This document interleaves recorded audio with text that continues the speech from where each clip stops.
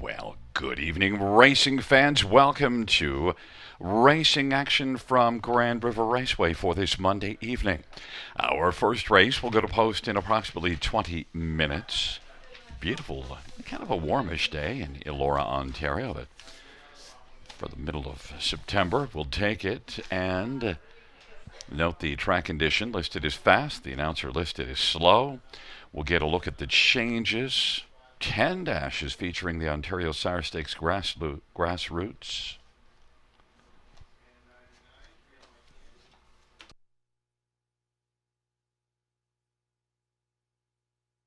Note in race one, there are no changes. No changes, race one.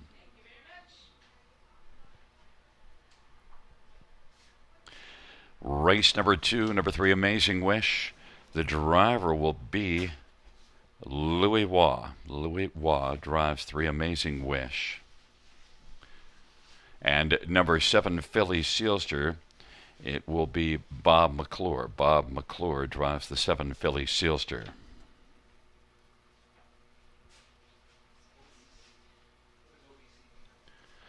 Race at 3, 4, and 5 have no changes. No changes, race at 3, 4, or 5.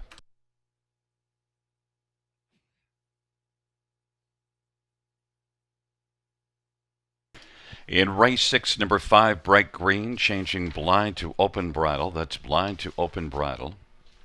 And note scratched is 9, Angelic. Scratch 9, Angelic. 5, Bright Green, blind to open bridle.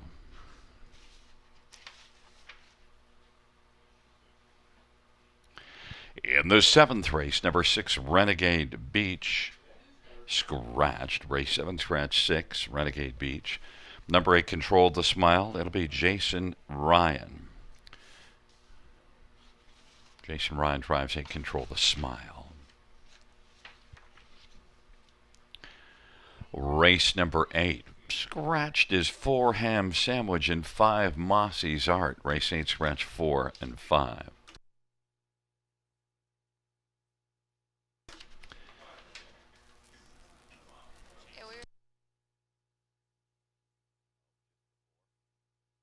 Fancy correction. Number 5, Mossy's Art is not scratched, will be racing, but scratch 4, Ham Sandwich. And race 9, scratch 5, Keelan, and 9, Fear My Candy. Race 9, scratch 5 and 9.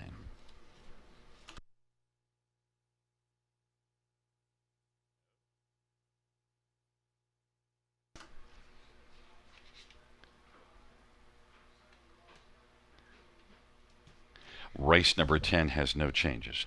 No changes, race 10. Once again, fans, note in race 8, the only scratch is number 4, Ham Sandwich. Mossy's Art will be racing. Once again, reviewing races 1 and 2. Race 1, no changes. In the second dash, Louis Waugh drives 3, Amazing Wish. Bob McClure drives 7, Philly Sealster. It's 16 minutes to post time to welcome in our co-host and handicapping expert, live from Margaritaville, the big palace. Listen, you're back in the palace today. You've been touring around Ontario over the weekend. How'd the tour go?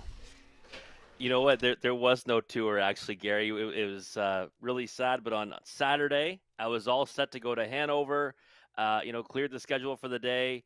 My sister was going to take the boys, but William got sick again, and I had to stay home, family first. And happy that Hanover Raceway understood that. I couldn't make it there. I really wanted to be there. Closing day, they had OSS Grassroots, they had the Bud and Ethel Frist Memorial. They had carryover two in their pick five, all kinds of reasons to be there.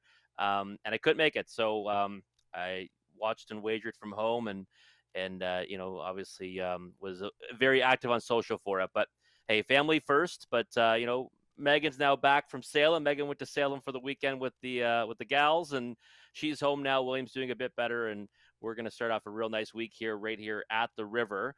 Real excited about this card. We've kind of had all weekend to kind of prepare for it and sharpen the pencils. I'll be honest though, very tough sequence in that early pick five. And why do we talk about that first? Because there's a carryover, and it's a juicy one at that. We've got 34.29, $3,429 rolling forward from the late pick five on Friday night. That's going to go right to the pool, the early pick five pool this evening, starting in race number 1. that low take out of 15%, and the guaranteed pool of $5,000. But we're expecting more than 10,000. I see there's already $3,000 of new money wagered. And again, real nice card top to bottom. We've got 3 divisions of the OSS Grassroots for 2-year-old trotting fillies. We got a lot of the big drivers in from Mohawk Park. It's a real nice card, but one that I think is tricky enough where we're going to see some really big payouts tonight, especially in that wager, that early pick 5, which we'll come back in about 8 minutes to post, take a closer look at.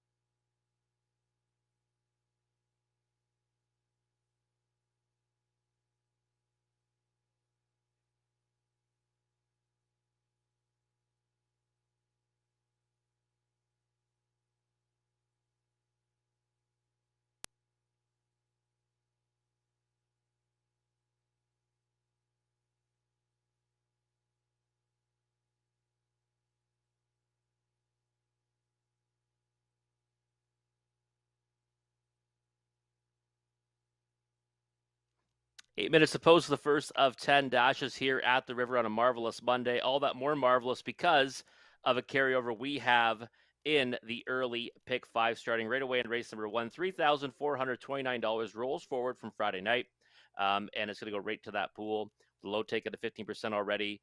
The guarantee's $5,000. We're going to go right past that, though. Expected pool to be around $10,000 or more.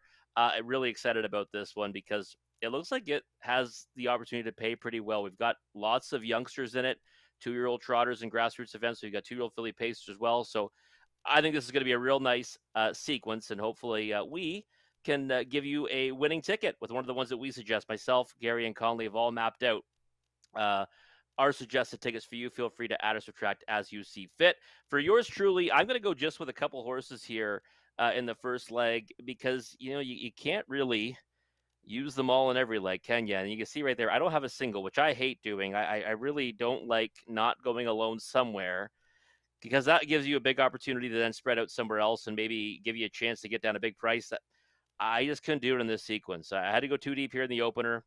I think the ones that just raced on the gold, or two of the ones that just raced in the gold, are the ones to beat. The three Rich Girl, fifth the Foxy Amy, in her gold event here at the River, September 6th, and then Green Glider.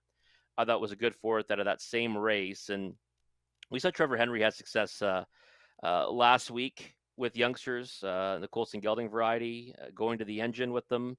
I think Green Glider is going to try to do that here. And if he goes out, or she goes out and she minds her manners, she's going to be real tough to catch, I think. But she's 5-1 right now. Rich Girl, the other obvious one. There's others in here that have chances, but again, $19.20. That's more than I ever want to spend, even when there is a carryover. 1, 2, 6, and 9 in race number 2. Now, the three Amazing Wish gets Louis Philippe Waugh aboard. She's already shown ability. She's shown a lot of really foot as well. So she becomes a big player now. I mean, she already was a big player, but now maybe one you want to add on there. I might add her on some tickets as well. But I do really like the 1, 2, 6, and 9.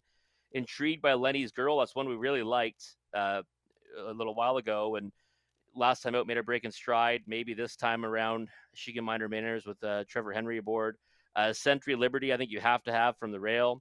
PL Susie really impressed me in her lifetime debut, and now she's going to get that second crack at it now with a little experience under her belt, and Laura's Crush from the second tier. But again, a real kind of wide open event too in race number 2. Race 3, the 1, 5, and 6. Those are the three logical ones. Incantation, I think, on the inside. I mean, you see the post this one's had 8, 9, 9, 8.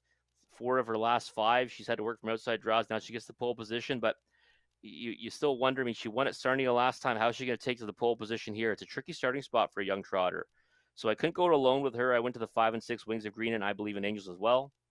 Race 4, just a 4 and 5. I like Top of the Bar, but I kind of originally looked at the sequence and said that's going to be my single. I thought I was going to single her because I loved her last time. Thought she raced well to be second. I'm above average. She was just tons the best in that race. But Magnificent Seven's now second start back.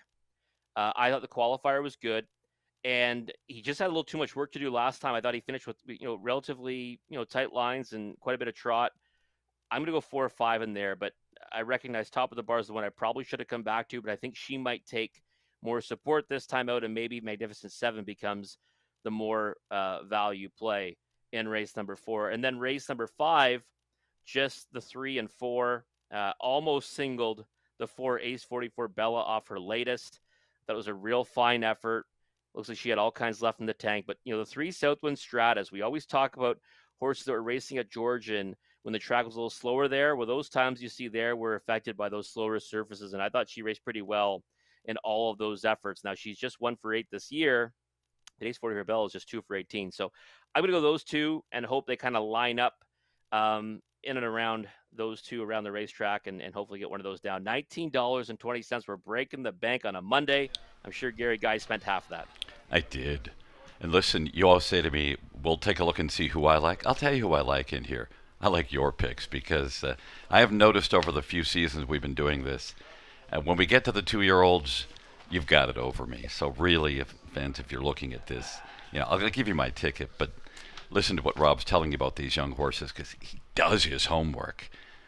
And in race number 1, I'm with you. I have the 3 and 5, so Rich Girl and Green Glider. So right away, in the second race, I have Amazing Wish on top in there. I put them in the order, even though You would write 139, but I just want to tell you which way I'm going. So I have the Century Liberty, Amazing Wish, and Laura's Crush. So I do not have PL Susie. We'll see. But as I mentioned at the top, you do your homework. You see that qualifier at Kawartha and the race at here. A good final quarter, 28-3. So PL Susie off that one start. Yeah. I'm probably scared now, but what the heck? $9.60 is my budget. Race number 3, I have Incantation and I Believe in Angels, so I don't have Wings of Green. I only went to too deep, and Wings of Green was my third choice in there. In race number 4, Magnificent 7 and Cadillac Moon. I didn't use Top of the Bar. I know you loved this one last time out, and race 2nd and Cadillac Moon was third to Top of the Bar, but I just wanted to stay loyal to Cadillac Moon. I'm going to give Cadillac Moon another try. But Magnificent 7, I think, is the one to beat in there. And in race number 5, rather, we see it again the same way. Ace 44 Bella and Southwind Stratus, I think, are the top 2 in there. So only $9.60. There you go. Gary's usual amount of $9.60. I mean, we would expect nothing less. But, what's interesting about it is that we actually have more chances tonight than most nights. 16 chances we'll both be winners tonight. So we see it kind of similar throughout the sequence. Hopefully we can both be winners. We'll see what Conley's got in store. I know Conley, he's taken a swing a few times, but I saw his ticket. I got a glimpse of it anyways, and I'm pretty sure he went really tight. There it is. I mean, he's looking to really get this for a small amount and probably going to press that ticket quite a few times. 1, 3, and 8 here in the opening leg. So he's not even using the 5 Green Glider, who I'm very fond of. Just a 3 Amazing Wish. I mean, I don't mind that. Louis Philippe aboard now, race number 2. I'm okay with that. 1 Incantation. That's the one to beat, I think, in race number 3. Race 4, just a 6 Cadillac Moon. I couldn't go there. I thought there might be value elsewhere, top of the bar, Magnificent 7, but I get where he's going with Cadillac Moon. And then he spreads out in the 5th. So he wants to get to the 5th and then give himself a chance to really get down a big number. 1, 2, 3, 4, and 9. So he's got the 2 that I like. He's added in the 1, 2, and 9. Nothing wrong with that over the surface. The inside 2 with the trailing post. $3, just $3 for a 20-cent ticket. Conley is the most economical ticket by a mile tonight if you want to just pinch your pennies and play it for a smaller number. But you got a minute or so to map out your winning wagers for this early pick 5. Again, the takeout's always low, 15%. The pool's guaranteed at $5,000, but there's $3,429 rolling forward from Friday. That's dead money in the pool already. And right now we're already adding almost another, now we're $14,000 getting added to that right now. Just saw a big click up in the pick 5. So lots of money getting added to it. Could be a big pool tonight. And you're going to want to get your wagers in right now. We'll be back after the post break to take a closer look at the opening dash.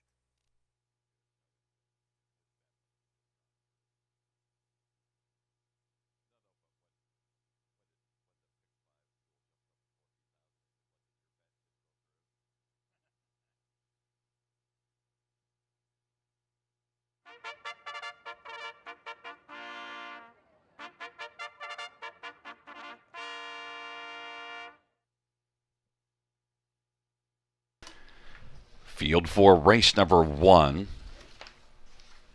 On parade, OSS Grassroots, 3-year-old trotting fillies, and one is Stoved, Travis Henry for Greg McNair, and Tom and Elizabeth Rankin. Number 2 is Princess Dream, Brett McDonough for Dominic Gladue, and The Stable, and Hutchinson Harness. 3 is Rich Girl, Bob McClure for John Pentland and Alan Bowden.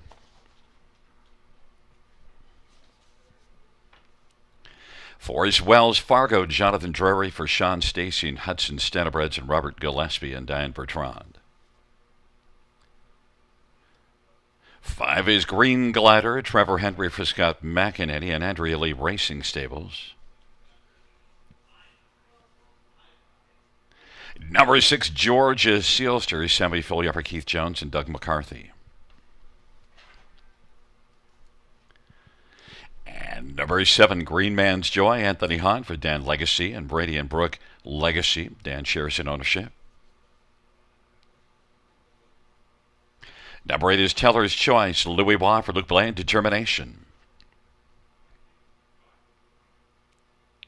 And 9 is Deborah, Scott Young for William McClure and Ryan McClure.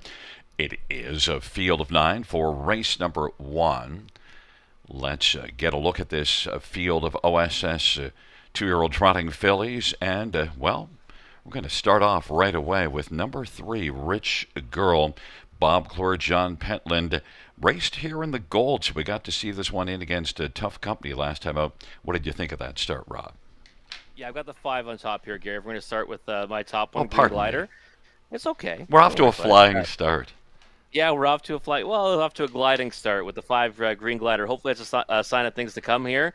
I've always liked this filly. I really have. I mean, right from the initial qualifier, I liked her. Her initial qualifiers, I liked her. And then she made that break in stride in a gold, and she put the trotting hopples on, and just kind of needed that flat line before moving to the grassroots. And she just got picked up on her first try in the grassroots. And then she got that win two back, and then obviously tried Gold Company again. Foxy Amy, I mean, she'd be one to anything in here. And I just think that Green Glider, this looks like a really good spot for her in the sense that we see Trevor Henry have success here. He had a lot of success in the races, in the grassroots races last Friday. And I think we're going to likely see this one, sent to the lead. So as long as she can mind her manners, I think she's might be the one to catch in here. And I thought she might be the bigger price of the two with her and Rich Girl. Now, the betting's been kind of funny throughout the wagering sequence in this race, kind of bounced everywhere. But now she kind of emerges now as a slight favorite. I think that's probably about right. I mean, 5-2 is about the right price on her, and I'm happy to have her on top. Number 3, Rich Girl, was out of the box about 17 days, which, for 2-year-olds is no big deal before that last start. And then now comes back a little bit tighter rotation back out of that race with Green Glider. Maybe Rich Girl has a little more ability to step forward. They both had 6 starts, but Rich Girl, Bob Clore, John Pentland, gate speed and gets to start inside of Green Glider. Yeah, gets to that post edge by a couple of spots, and I mean, wasn't too far away from this one, right? They came out of the same race; they were a quarter of a length away, 4th and 5th. That's at the gold level. And you're right. I don't mind time between starts of 2-year-olds, but where I do kind of like getting back in that regular rotation is when there's a vet scratch due to sickness in there. Right now, you're further removed from that, and you've got that start back under her belt, and she's done nothing wrong. She's got that that good post to work from, and she's one that's got her early foot off the switch. So I mean, to me, like when I map out races at the river, I'm looking for the horses that land 1, 2, or in the top 3. I think the lineup should be some combination of 3, 5, 5, 3. And right now, they're both bigger prices than I expected. I thought they would both take heavy support. We'd see maybe 2-1, 5-2, or maybe even a bit less than both of them. But right now, 3-1 and 4-1, I think are both very fair prices on Green Glider and Rich Girl. I could see them both coming down. Stovit is taking a fair amount of money. Well, it's Travis Henry, Greg McNair, inside post position. Off of 3rd, it's Sarnia to Grassroots, and 3rd to Incantation. Your thoughts there? Yeah, I thought it was a good race, all in all, in Sarnia. 3rd to Incantation. I mean, we're going to see that one later on and likely be the big favorite in her division. But again, working from that pole position, even for Stovid, I think can be a bit tricky for these youngsters. And this one's been a little more sure-footed than others, so maybe that'll help her here. But rock solid connections. I mean, you can't ignore Greg McNair here at the river, especially with a young one like Stovid. So I think 4-1's the price you got to demand, at least that. Or I would say if you're betting this one to win, but one that I won't begrudge anyone for using the pick 5. I just had to go too deep in here because at the end of the day I was already spending so much that we had to cut back somewhere. So I thought the 3 and 5 looked pretty logical, but Stove is one that could definitely hit the ticket. You went to Deborah on the bottom of the ticket, and I left that one out because of a break last time out, and now having to deal with the trailer post. Yeah, I see watching those races there. I mean, I just kind of remember the surface not being. It says fast track, so I mean, obviously it was a fast track there, but I just remember maybe being a bit of a strange night service-wise. I know she didn't want to trot on that occasion. I obviously played her. Remember, we liked her August 28th, or I did anyways. I think she broke her streak at a really short price. She won. She was very professional in that second lifetime start, and then she just couldn't stay on her gate. But I mean, you could see she made a break, was way out of it, and then made a decent recovery. If her nose is on gate in here from an inside draw, I'm probably using her in the pick 5 and have her in the top 3 because the trailing post and off that miscue, I didn't use her. Maybe I'll end up regretting that because I'm a big fan of this filly. Obviously, a fan of Scott Young as well. 6-1 on the board's not a bad price. She'd be a good bust out. I mean, I think she's in with a chance, but I do think it might be kind of an easier go of it because right now a flat line's needed. Maybe I'm holding that win against Deborah. It's just a bit of a grudge. Wells Fargo, though, is one that I did include and has a grassroots win at Mohawk. You see all those races, but the one negative, it hasn't raced since August the 13th. And again, with youngster could be a good thing, right? I mean, who knows? I mean, Sean Stacy, he can certainly, have them kind of improve from one start to the next. I mean, case in point, this horse's lifetime debut is not that great. I was all over best bet selection, the Horse Players Journal off those qualifiers. I was in love with Wells Fargo. I thought she was a winner when she took the lead. She ended up fading back to sixth. I went right back to her though. Next time out, she returned 7-1, so that was a good thing. But since then, I haven't been, all that impressed again. So I think she's got lots of ability. It just depends on what version shows up, and maybe, because that time between starts, we're going to see the better version of Wells Fargo show up tonight for a barn that can certainly bring them forward at any time. So Wells Fargo is one that I didn't use tonight. Hopefully I don't regret it. I wanted to kind of watch her tonight, but she's taking money throughout the betting, and I thought she looked pretty good on the track. And just a quick thought on Teller's Choice because it's Louis Waugh, Luke Blaine. Now it's an outside post, but is getting some love. Yeah, getting love. I mean, the determination horses usually get early love anyways, but I think lots of ability. 2 breaks in her last 3, outside draw here. 8 holes, no joke here still. I just kind of wonder if she can A, stay flat, and B, get into the race. So that's why I left her off tonight. Well, it is a field of 9. The first dash starts that to pick 5, and they're moving towards the start. Stovet, Princess Dream, Rich Girl on the inside. Wells Fargo, Green Glider in the center. The outside, Georgia Sealster, Green Man's Joy, and Teller's Choice. And the second tier, Deborah.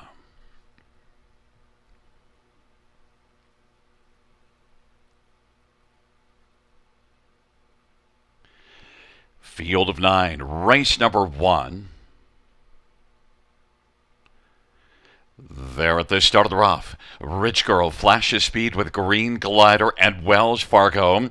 Stovet on the inside. Then Teller's Choice. Georgia Sealster broke stride. Princess Dream is racing 6th and 7th. Green Man's Joy. Deborah gets away 8th and Georgia Sealster with that break and Rich Girl with the front. Rich Girl, Wells Fargo caught on the outside. Stovet's filling the pocket and it is Wells Fargo wanting to come on and now off stride wins Stovid, and it is Wells Fargo and Jonathan Drury challenging Rich Girl, but Rich Girl and Bob Gloria says, you can take a seat there, buddy. I got the lead here. Rich Girl has got the front, and Wells Fargo now is able to get along into the pocket position of a 27-3 opening quarter.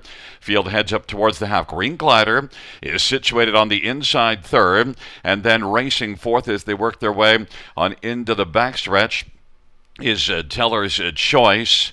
And then 5th in line is Princess Dream.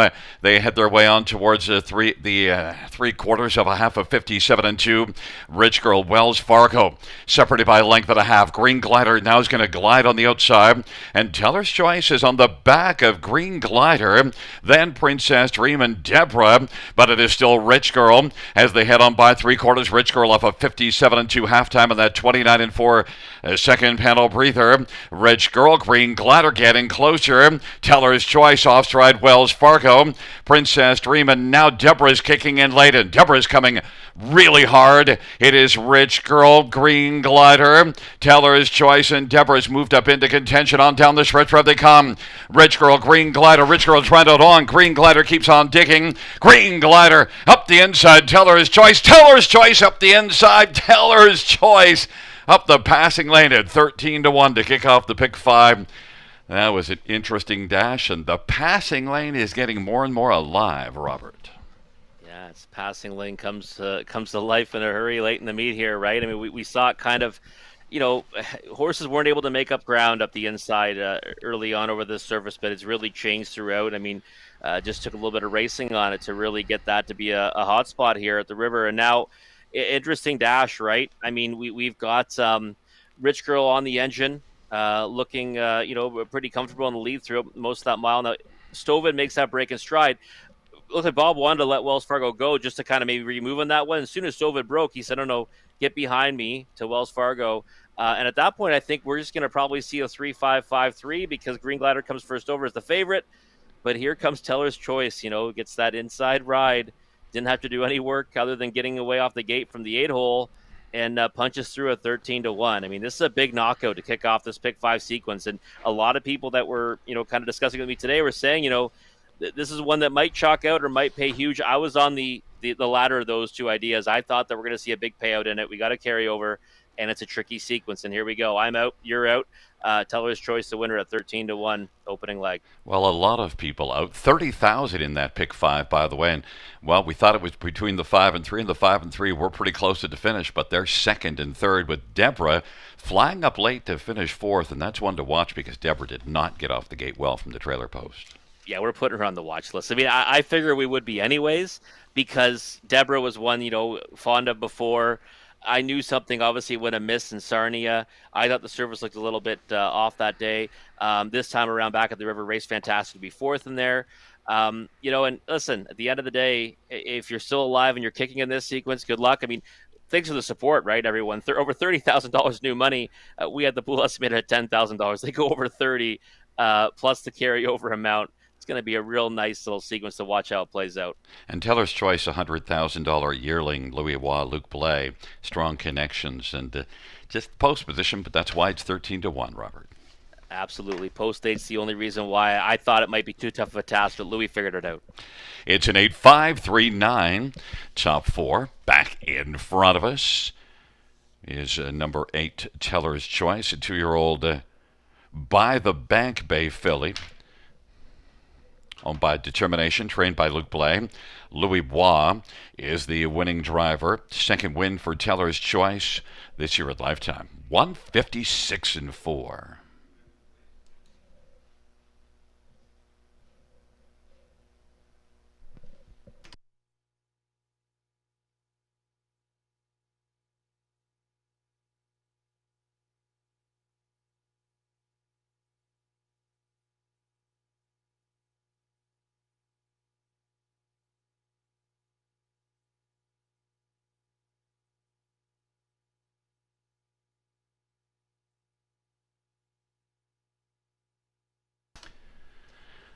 The first race payouts, 8 Teller's Choice. 29.70, 10.40, 6.60. 5 Green Glider, 3.40, 2.90. 3 Rich Girl, 3.10. $2 Exactor, 96.60. Dollar Try, 115.40. Dollar Super, 520.70.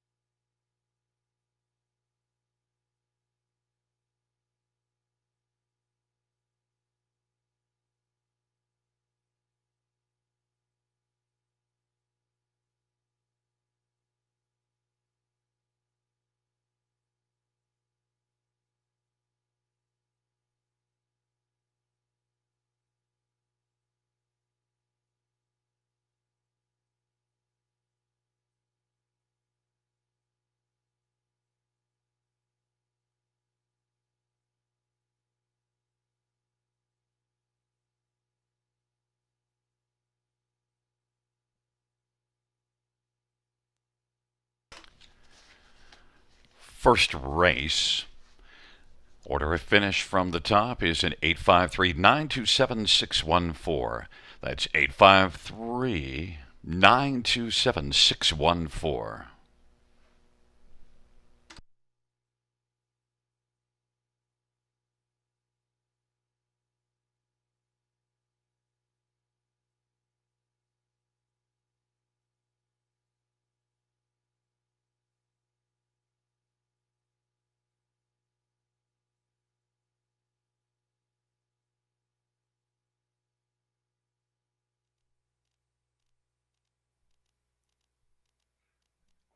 Teller's Choice kicking off that early pick five with a giant carryover and huge pool tonight, over $30,000. And good luck if you're still alive.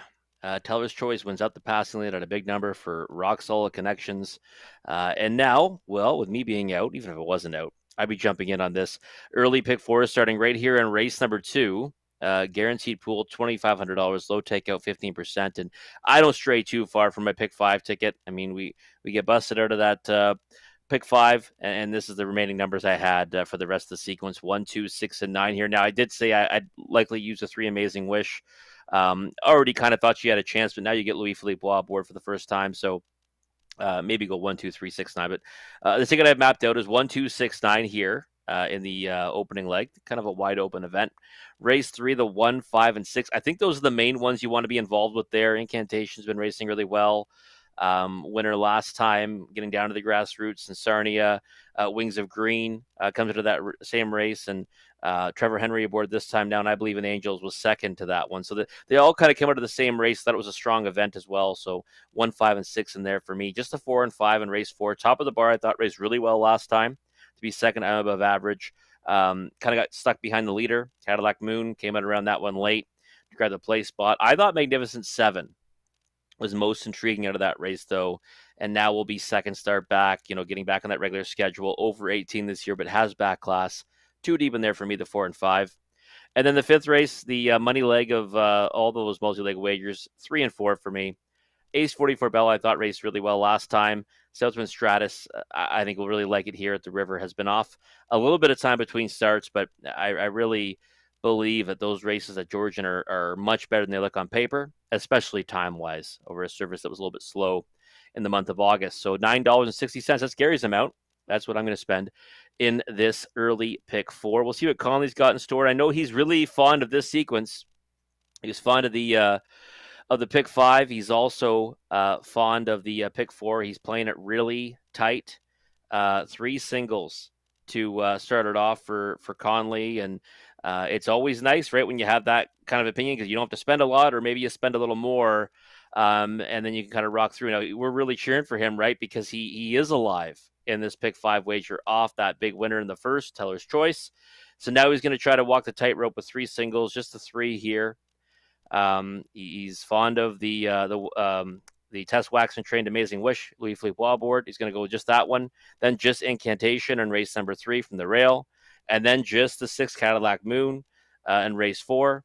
And then he's going to spread out and get in race number 5. So he's going to try to get through with these 3 singles and then give himself a big chance at a payout with the 1, 2, 3, 4, and 9 in the money leg. Just $1 for the pick 4 ticket. But again, for Conley, we're watching his pick 5 ticket, same numbers, but he's alive after that big knockout. But a minute or so for you to map out your winning wagers for this early pick 4 sequence. Again, the guaranteed pool is $2,500. The takeout's always a low 15%. We'll come back after the post spread, take a closer look at race number 2.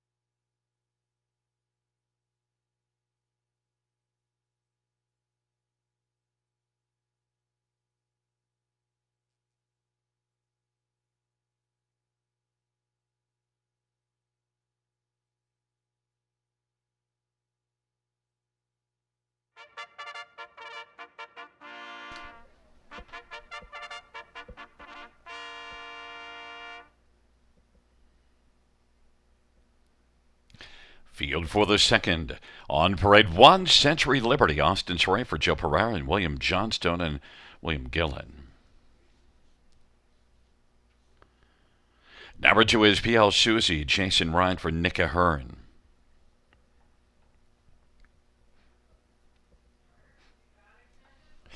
Three is Amazing Wish. Louis Watt for Tess Waxman.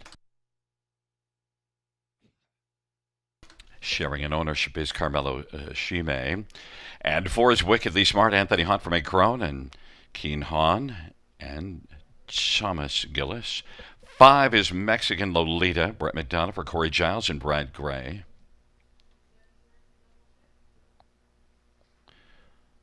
6 is Lenny's Girl. Trevor Henry for Michelle LeBlanc and Donna LeBlanc.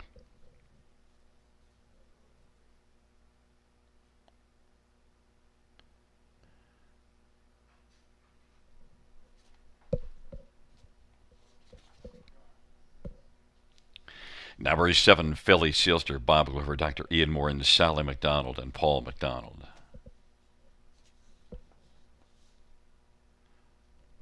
8 is All-Star Willow, Travis Henry for Matt Dupuin and Tonia Smith and Tony Arts. And 9 is Laura's Crush, Lauren House for Alan Shelton. Field of 9, race number 2. Let's get a look at this field, and right away I want to get a look at PL Susie. Second career start, and off of a start here last time out with a good final quarter. PL Susie, 9-2 on the board. Your top choice, Robert. Yeah, I just look at this field, Gary. I want to kind of be on the right side of value. I think PL Susie gives us that real nice effort. I thought first over a long way.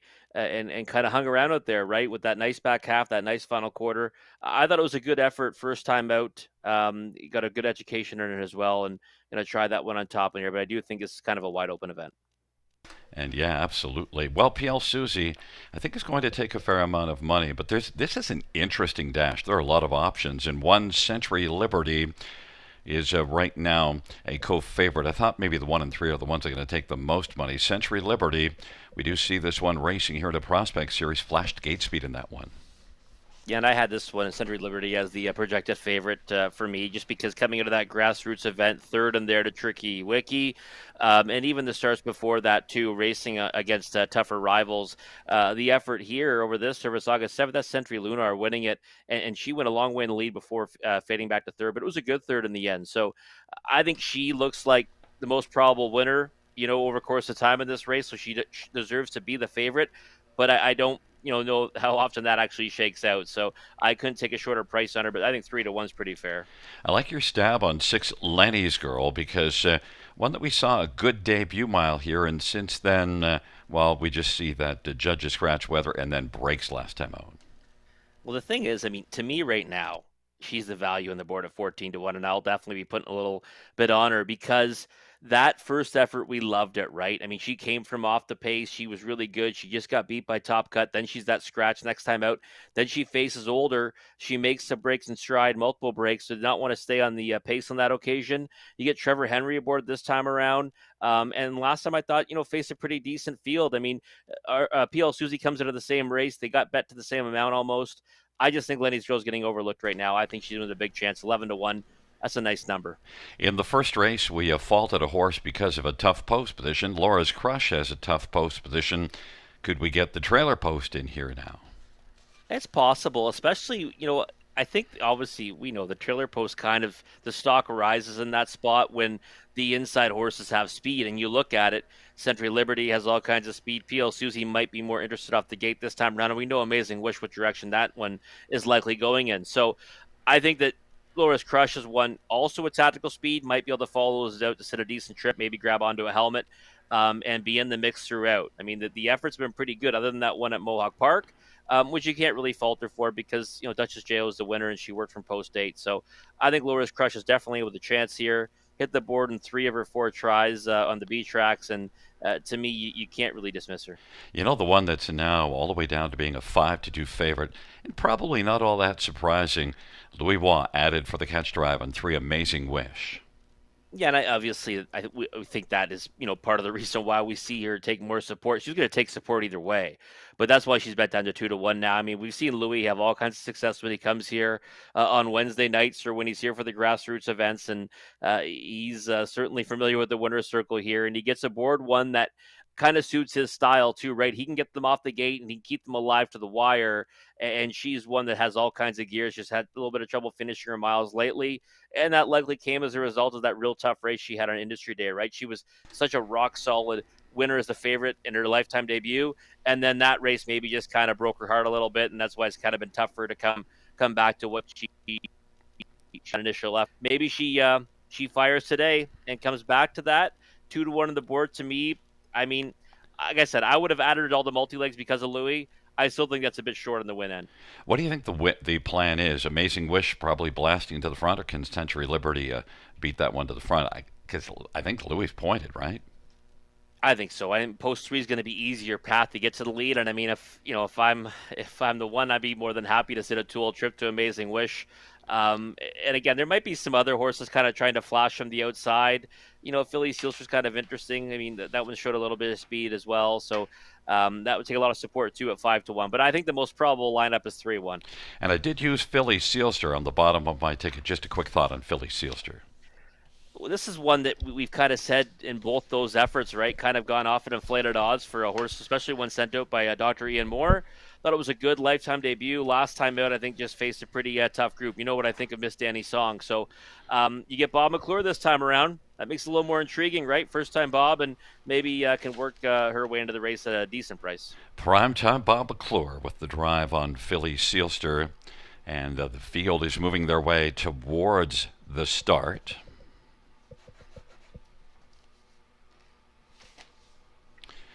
It's a field of 9 for the second dash.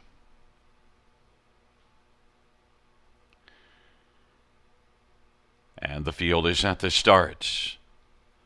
And they're off.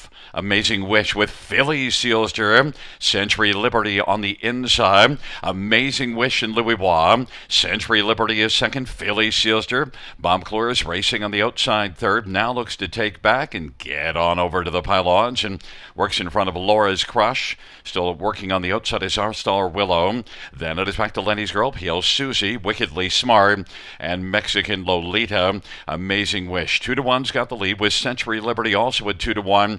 Right there plugged into the pocket. 28-3 opening quarter. Philly Sealster is forwardly placed and racing third right now, but now moving up on the outside comes Laura's Crush. Laura's Crush is working first over. Philly Sealster fourth. Lenny's Girl is part of the outer flow. All-Star Willow found a seat on the inside. Then P.L. Susie is racing seventh. Wickedly Smart and Mexican Lolita. Amazing Wish off a 28-3 opening quarter. Races on into the backstretch, and Amazing Wish has the front. Laura's Crush on the outside, challenging 58-4 halftime. As they race their way on into the backstretch, a 30-1 second panel breather for Amazing Wish. Laura's Crush is a length off the lead. Century Liberty is third. Lenny's Girls racing fourth, and P.L. Susie. Then Philly Sealster, All-Star Willow, Mexican Lolita, and Wickedly Smart is trailing. It is Amazing Wish still with the front. Laura's Crush has been out a little while now and is a length back, 3/4 128, and Amazing Wish is looking sharp on top, but Century Liberty's been getting a trip. Laura's Crush hasn't thrown in the towel just yet, though. Lenny's Girls racing fourth, P.L. Susie, then Philly Sealster. They turn for home. Amazing Wish on down the stretch route they come. Century Liberty up the passing lane. Amazing Wish and Century Liberty. Amazing Wish continues to be amazing all the way to the finish. Century Liberty. P.L. Susie was able to come on and pick up third. Then Laura's Crush won 56-1. A very strong performance by Amazing Wish. Went to the front and no tiring out in this one. Still looked very strong, Robert, right at the finish.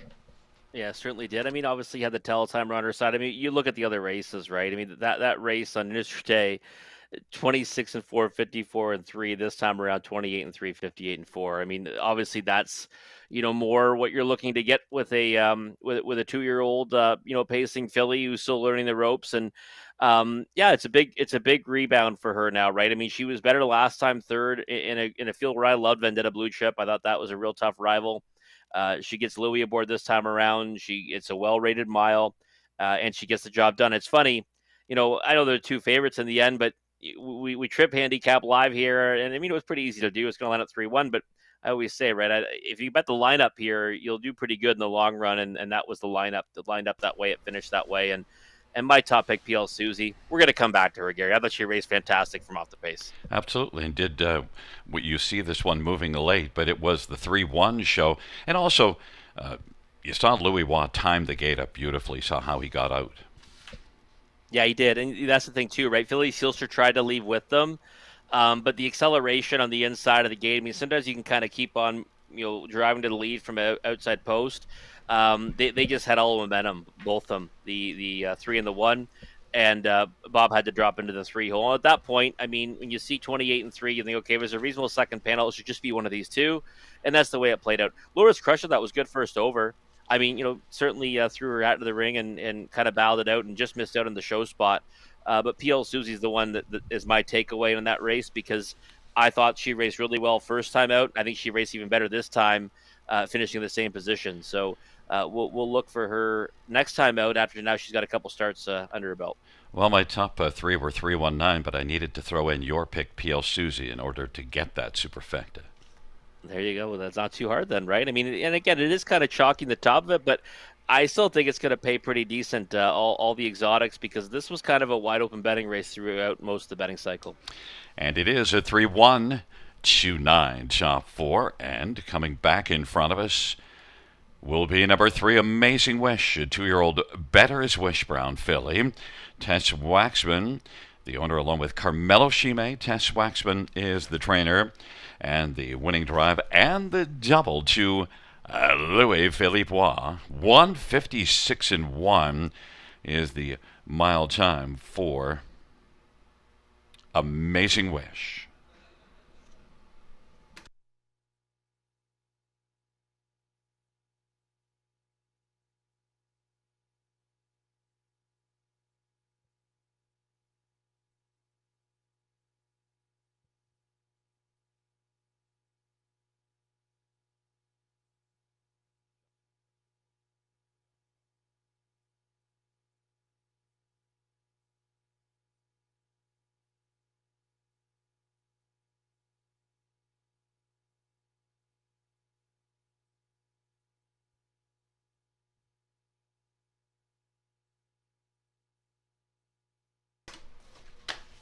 Second race payouts, 3 Amazing Wish. 650, 340, 220, 1 Century Liberty, 360, 260, 2 PL Susie, 290, double of 8 and 3. Well, we'll get back to it in a second. $2 exactor, 1940. Dollar try, 32.60. Dollar super, 74.90. Double of 8 and 3, $60.60.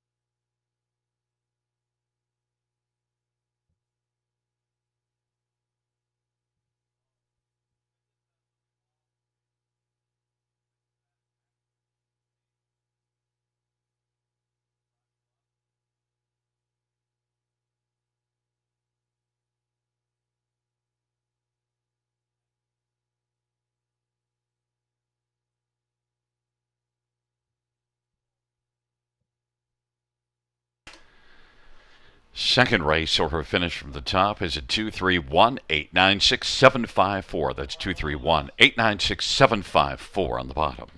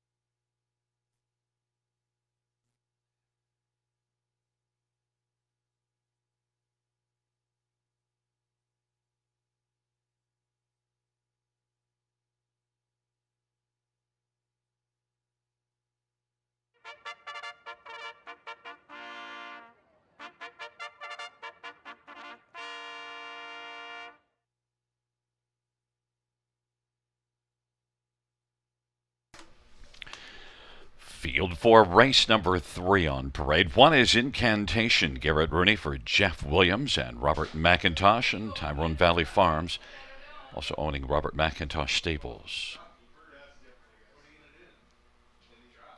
Number 2 is All Star Angel, Austin Surrey for Rachel, Andrew, and Murray, Graham McDonald.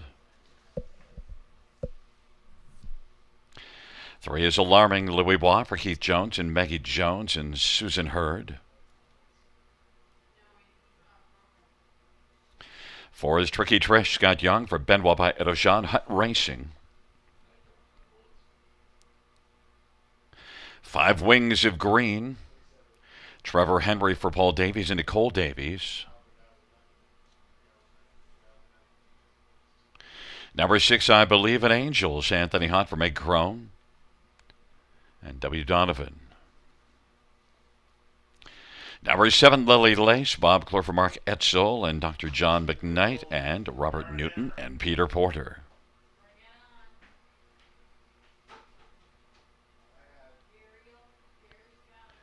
And number 8 is Marie H., Brent McDonough for Kyle Bossens and Fred Niclerio and Daryl Newbegin. And Kyle shares in ownership. Field of 8, race 3, OSS, 2-year-old trotting colts and trotting fillies. I'm flying here, Robert. How about let's get to number 5, Wings of Green. I was trying to hurry and then I messed it up. No, it's okay. Listen, it's tough sometimes, Gary. But listen, the 5 Wings of Green here. You know what? For me, it's Trevor Henry getting back in the bike, right? That's really the big part of it here.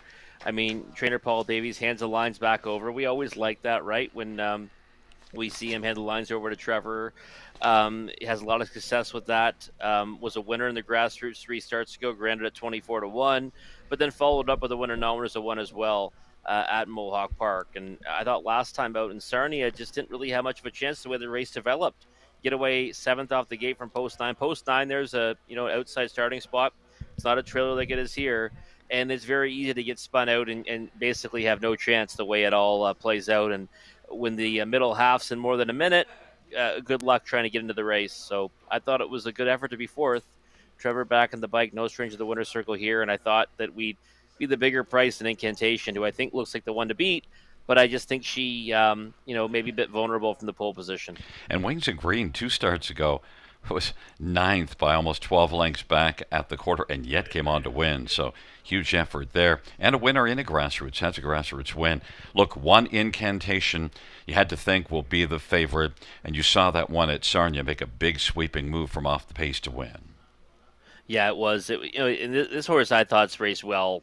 I mean, we talk about horses all the time that probably deserve to have more wins on their card. I mean, she's only got 7 lifetime starts, but she deserves to have more victories on her card. I mean, she's been in position to win a couple of times and made miscues as well. And that last one was a real impressive victory to convert as the favorite. Holding on by a neck over, I Believe in Angels, or kind of they kind of traded the lead back and forth there in the late stages. But one to beat. No doubt. You see those outside draws too, post 8, post 9, post 9, post 8. I just don't think that the pole position is the best spot for her here, right? You could say getting post relief, but I don't like the rail spot for a trotter that has been prone to breaks at times, So I think the one to beat, 7-5 on the board is probably a fair price. That's my concern, though, and that's why I kind of opted for value with Wings of Green. And interesting, too, 2 races ago, August 20th at Mohawk, when Incantation was 8th, Wings of Green was the one that was 9th, and the Wings of Green came from 9th to win, and Incantation moved from 8th to finish 3rd. So interesting dash there. Of course, you see all those races. Number 6, I Believe in Angels, is one I do believe has a big chance in here and was second to Incantation, beating the neck last time out, and did some work early in that mile as well. Yeah, no, definitely did. And she's one that I think's been racing really well and kind of making steady progress for Meg Crone. We talk about Meg Crone, too, and her horses and how they kind of can, have a couple starts in their belt and they just kind of keep getting better. We see that kind of incremental improvement, and that's what you're looking for with 2-year-olds, right? Like the ones that kind of come out guns blazing don't always last to the end of the season. But I believe in Angels. I thought it's been racing really well. Three starts ago, a winner, strong winner in the grassroots at Mohawk Park, and then last time out, I mean, it's a great form reference. If you think Incantation is worth 6-5, you got to think it's a great form reference for I believe in Angels, only missing by a neck to that one at 9-5. And this time around, the margin between their odds is bigger. Might tighten up come post time though. So I thought that the top three in here, the 1, 5, and 6, had a bit of a gap to the rest. But hey, it's 2-year-old trotting fillies, right? So anything can happen. And Teller's Choice in the first OSS, $100,000 yearling. I believe in Angels, $100,000 yearling. Number 2 All-Star Angel is the one that we both went to after the 3 that we thought had a bit of an edge. And All-Star Angel is 12-1 off of a grassroots win. Yeah, grassroots run at Sarnia. Now, did come from off the pace, got up for the victory at 12-1. The time obviously is a little bit slower than the ones we discussed, but it was still 2 minutes at one from post 8 there, and it's another one that has really showed up in the grassroots, right? A third and a win, and then in between that one, you can kind of forgive her for. She never was able to get in the race, and now was one at Mohawk Park, so should be able to get a decent trip. I think he's kind of the and if she trips out, she can get a big piece of it at 12-1. One thing to know about All-Star Angel, 2 qualifiers here. The latter of those 2 had a big 57-second back half, so All-Star Angel is a nice sleeper value at 12-1. Taking up their positions, Incantation, All-Star Angel, and Alarming on the inside. In the center, Tricky Trish and Wings of Green to the outside. I believe in Angels, Lily Lace, and Marie H.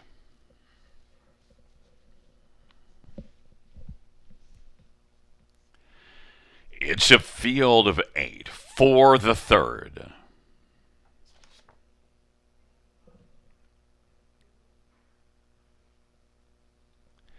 And the field for the third. Trotting fillies are nearing the start. And they're at the start of the rough, and Lily Lace comes out. Off-stride Tricky Trish. Wings of Green forwardly placed, I believe in Angels. And off-stride Wings of Green now. Incantation in Harrod's third. Marie H. is racing fourth, and All-Star Angel and Alarming. And they work their way on to the opening quarter. Lily Lace at 30-1's got the lead.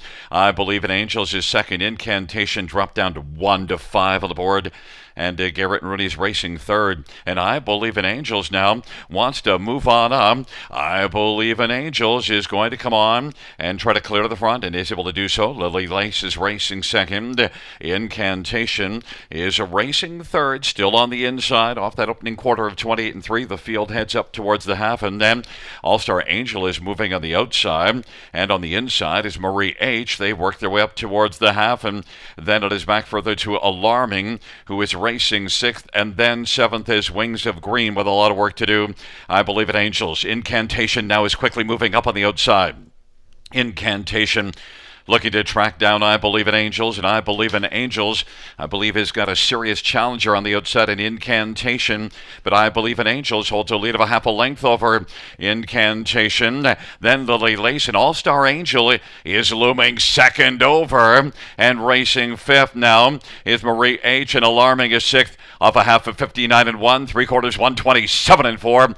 They picked it up on that third panel, 28-3, and it is I believe in Angels and Incantation. Lily Lace and All-Star Angel, and the field turns from Incantation and I believe in Angels on down the stretch where they come. Incantation and Garrett Rooney has the late lead. Now Incantation, Lily Lace driving up the inside trying to get second, but I believe in Angels is clearly second best to Incantation. All-Star Angel third, and Lily Lace was fourth, 157-3. The third race goes to Incantation. Chalky 1-5, but your chances with Wings of Green went south early. Rob with a break in stride. Yeah, it certainly did. But you know what? I mean, the other two that we thought would kind of control it kind of played out that way, right? I believe in Angels intended having the lead, gets to the front. That's her best chance to glory. She gets a nice breather in the second quarter as well.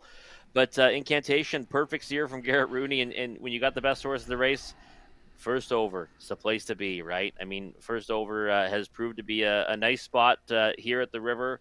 I think it certainly carries better here than other venues, and ends up just kind of cruising to the wire here. I mean, the margin's not all that great at the wire, but he's just kind of holding on to her, just kind of letting her do her thing to the wire here to win by about half a length. Yeah, and then we see All Star Angel coming on late to pick up third. But, well, the one thing, too, with coming first up here, one thing the drivers have all mentioned is that the track just generally, the horses get over it easily and it's not very tiring. So maybe that's why they can keep on going. Yeah, absolutely. Yeah, and a horse like her too, right? You certainly don't want to try to bust out of there right from the rail. I mean, she's made some breaks before, and I think the best thing you do is just get them relaxed, and then you kind of come first over and just like, kind of float. That's what I liked about it too. There was no battle that ensued. They kind of just kind of just raced as a team, and he kind of just floated out there until he knew he could forge past in the stretch. I mean, maybe if he does something else, maybe she makes that miscue that she's made in the past. So great steer by Garrett Rooney. I get to see a lot of him at a lot of different venues, win a lot of races. He certainly won a bunch yesterday at Leamington. And I believe in Angels. I believe is one we're going to see a lot from because stayed pretty game to the finish. Yeah, I love the effort. I really do. And she's got tactical speed, right? Which I think is always just something you want to have in a racehorse. I mean, it would be a great horse to own and also one you can certainly get behind wagering because she's always going to be in the race. Back in front of us, one Incantation. Incantation's a 2-year-old Muscle Mass Bay filly owned by Bob McIntosh and Tyrone Valley, Bob McIntosh Stables and Tyrone Valley Farms. Jeff Williams, the trainer. Garrett Rooney, the winning driver. Third win for Incantation. Incantation, third win lifetime. 157-3.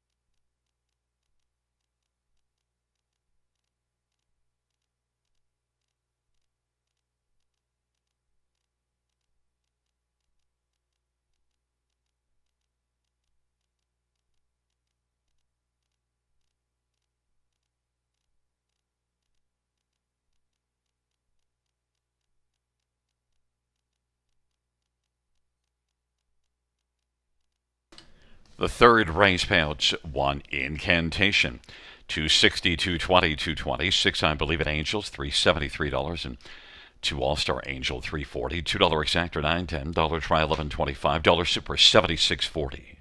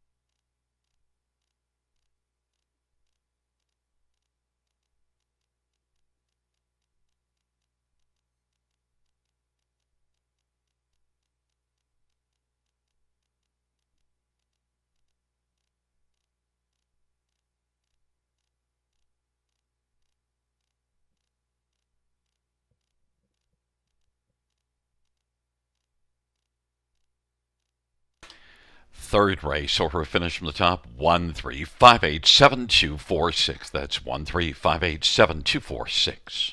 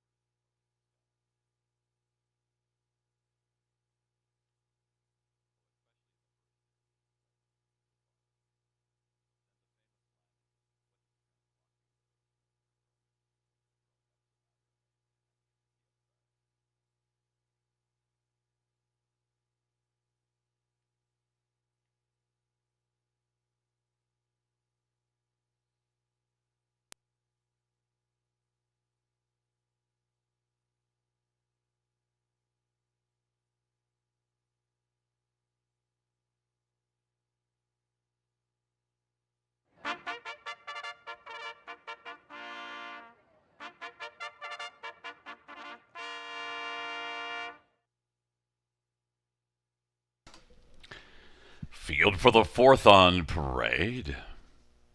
One SG Goliath King Andre Goy for James Hasty and Keith Hasty. Number 2 is Henderson Sealster Keith Jones. Drives and trades for Maggie Jones. Number 3, it's Sally Deal. Lauren House for David and Arlene Hustle and Nancy DeHolster. 4 is Top of the Bar. George Ketros drives and trains and owns. Number 5, Magnificent 7, Sammy Filia for Mark Goddard and Brendan Guerrera.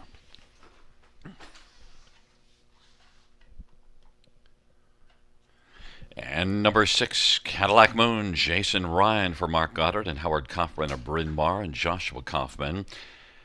It's a field of 6, race number 4. Let's get a look at this field. And, well, Robert, what a beautiful shot of the sky with the moon there. I'm sure you were staring at that because you love yourself a Grand River sky. I do, yeah. I know I love an Allura sky and love it when the broadcast team finds those beauty shots of it. Kind of get lost in it myself, Gary, but there's a beauty shot, Magnificent 7. How is that a beautiful shot? It is, yeah, absolutely. I mean, it would have, you know what? I guess Cadillac Moon should have been my my top choice now, just because of that. Would have been a nice segue, but no, Magnificent 7 is my top choice here, value play for me of the night, and the reason for it is we love when horses get their second start back after layoff. Has missed, a bit of time before the latest effort. It was 3 months between starts, and I thought it was a good a start all around. You got away fifth off the gate, ended up finishing fourth. I didn't really, think, was all out really to the wire because the winner was long gone, and there was no way he could improve his position. The best he could do was fourth, the way the race panned out. So I thought he finished up nicely in that position to round out the Superfecta at odds of 9-2. And I just think we're going to see this one kind of take a step forward, right? Getting back in that regular rotation. Back class 2, 18 lifetime wins, almost 180,000 made. Looks pretty good on the track right now, buzzing around with Sam Filion. And Sam Filion's had himself a real nice year, and Mark Goddard's picked up some wins of late. Magnificent 7. Look, Top of the Bar, you can make an argument for Top of the Bar. The easy argument is Top of the Bar has 3 wins this year. The rest of the field has 3 wins this year. I mean, I made Magnificent 7 my value play, but the value on the board right now is Top of the Bar. Top of the Bar did nothing wrong last time. She raced great, in fact, because she went, she didn't get away. I was hoping she'd go with the lead. That didn't work out at all. She gets away third off the gate, and then, ends up getting around Cadillac Moon, who's the pace setter. Would have been, a pocket trip to that one, except I'm above average, ends up coming around them, winning with ease, and then Top of the Bar did her job by getting past Cadillac Moon, who was the big favorite of the race, and I thought had every chance to beat her. So I think she kind of got a little bit of a trouble trip, all things considered, because it just didn't work out the way the race kind of played out. But I think the 6-1 on Top of the Bar is a monstrous price. I really do. Like I would say, if she ever gets away with the lead here, she could be real tough to beat. Cadillac Moon is getting overbet. Look, I did respect this one. And if you look further down the page, you do see the Cadillac Moon has been in tougher, but still one that was good last year, 4 wins in 13 starts. This year hasn't been nearly that effective. Yeah, and maybe he steps up with a bigger effort this time out. But I agree with you. 4-5 for me is way too short. Odds-on status right now. Disappointed as the odds-on status last time. Had no answers from above average. And then really, well, the margin wasn't all that great. Didn't really have any answers to Top of the Bar in the stretch either. And now moves further out on the gate. That one gets better posts than Cadillac Moon. Top of the Bar has 4. Cadillac Moon has 6. 1 for 20 on the season.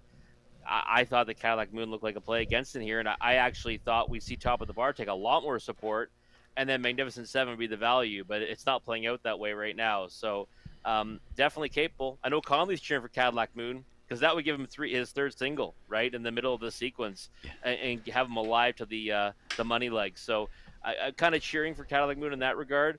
But for my own tickets, I mean, it's Magnificent Seven on top of the bar.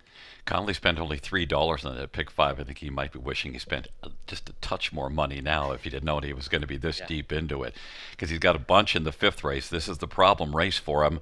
And look, we had a problem trying to figure out who to use in the bottom. We both like the 4, 5, and 6. We both have Magnificent 7. You went to 2 Henderson Sealster. I went to 1 SG Goliath King. They both show problems making breaks. Now that I'm looking at it, maybe it's Sally Deal just because it's Sally Deal. The one thing that Sally Deal's been able to do of late is at least stay trotting. Yeah, that's true. I mean, that's the one big positive for its Sally Deal. Plus, you know what? I remember her when she was kind of a speedster type. Maybe we see that from her tonight. The reason why I think Henderson Seals is interesting, and now the money's come in that one as well as 6-1. Look at the back class, right? 34 wins, almost 500,000 made. I actually tried this horse a couple of times with Georgia Downs at big prices. Didn't work out. One of the races was a break in stride. I think this is a soft spot for him, though. It really is. So if he can ever go out there, look at the horse he's been racing against recently. If he can mind his manners, he's in with a chance. Now we've talked about 5 of them, and again, this race is a little more wide open than it looks. 13 wins last year. Donut this year. Field of 6, race number 4. They're into the backstretch, gathering speed. Approaching the start.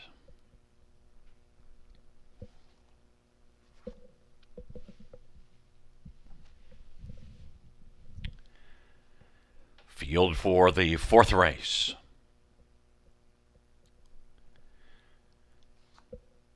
Is in position there at the start, and top of the bar leaves well with Cadillac Moon. It's Sally Deal, Magnificent 7 SG Goliath King, and Henderson Sealster. Cadillac Moon right now mooning the field, leads by about 3 lengths, and racing second, it's Sally Deal. Top of the bar, third, Magnificent 7, then SG Goliath King and Henderson Sealster. It's Cadillac Moon. Even money on the board but the lead. It's Sally Deal is forwardly placed at 8-1, racing second. Then top of the bar, Magnificent 7 right now is racing fourth, and then it is SG Goliath King and Henderson Sealster. And they work their way up towards the half of 28-second opening quarter. Cadillac Moon and Jason Ryan leads as they work their way on into the backstretch, and racing second, it's Sally Deal. Top of the bar is racing third and is now angling out, but is going to have coverage. Sally Deal took out of the pocket. It's Sally Deal right now wants to come on and challenge Cadillac Moon. It's Sally Deal coming after Cadillac Moon. Cadillac Moon's lead is shrinking. Cadillac Moon, it's Sally Deal, top of the bar, and then racing on the outside position. Fourth, Magnificent 7 has a lot of work to do, as does SG Goliath King and Henderson Sealster. Cadillac Moon for now has rebuffed its Sally Deal. Top of the bar is racing third, and it is still Cadillac Moon shining. 3/4, 127, Cadillac Moon. It's Sally Deal broke stride. Now Cadillac Moon's in a good spot with top of the bar second, and Cadillac Moon still leads by about 3 on down the stretch route they come. Cadillac Moon getting a little leg weary. Cadillac Moon top of the bar. Cadillac Moon though is going to hold on. Cadillac Moon still wins it by about 2 1/4. Top of the bar, Magnificent 7 and SG Goliath King 158-1. Conley kind of enjoyed that race, Robert. Yeah, I would certainly think so, right? I mean, it gives them a real big chance now. I mean, it's been obviously we've had favorites in between, but it doesn't matter. We started off with a big price, right? So again, I couldn't come back to Cadillac Moon. He did. I mean, he had the confidence in this horse. Is looking at his ticket now. Yeah, 3 by single, by single, by single, and now he gives himself 5 chances on a ticket that for 20 cents is just $3. So we're cheering for Conley here, right? I mean, there should be some decent payouts still with that big knockout in the first leg. But Cadillac Moon, I mean, just a tale of 2 races really for him, because this time around, rockets to the lead. He really goes kind of the same fractions and just keeps them all at bay this time. I mean, I guess last time I'm above average really was head and shoulders the best in that group, and maybe that kind of broke his heart a little bit when that one went past him.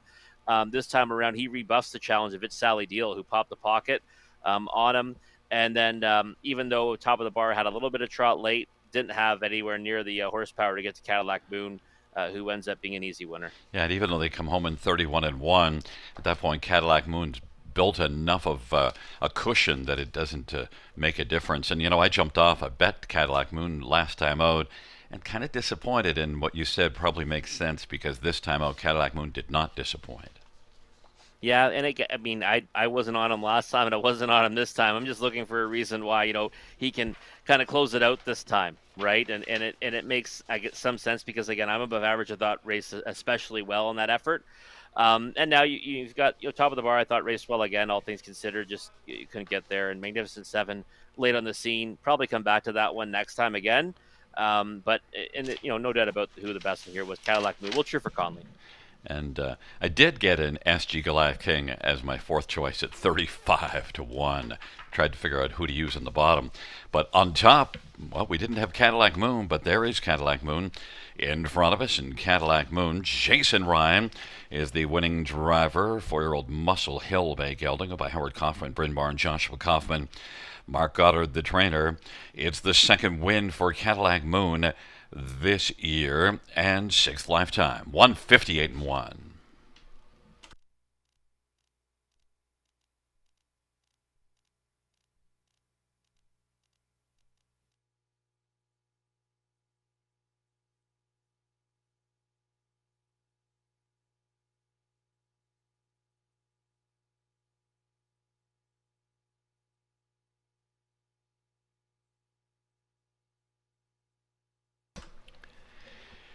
The fourth race payout 6 Cadillac Moon. 420, 250, 250. For top of the bar, 280, 235. Magnificent 7, 250. $2 exact rate, $20 try, $11.05 super, 44.65.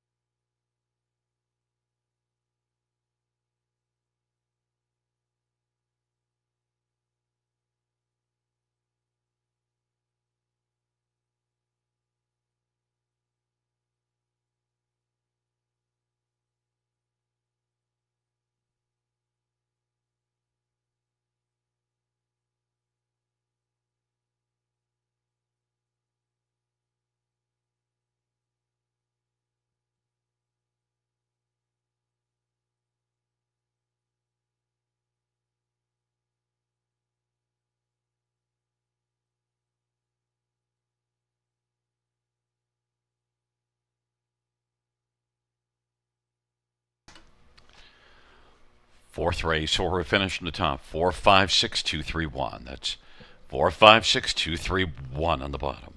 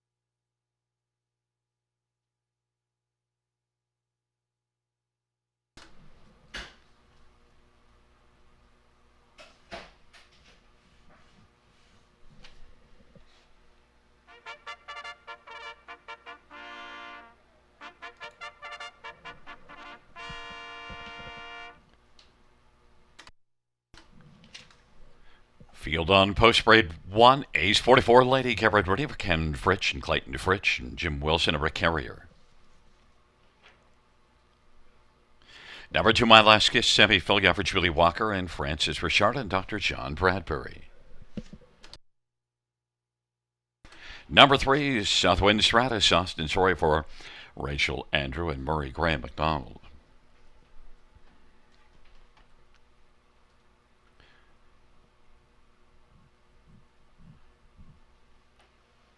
Four is Ace 44 Abella, brought me down for Craig Gilmore and Dana White.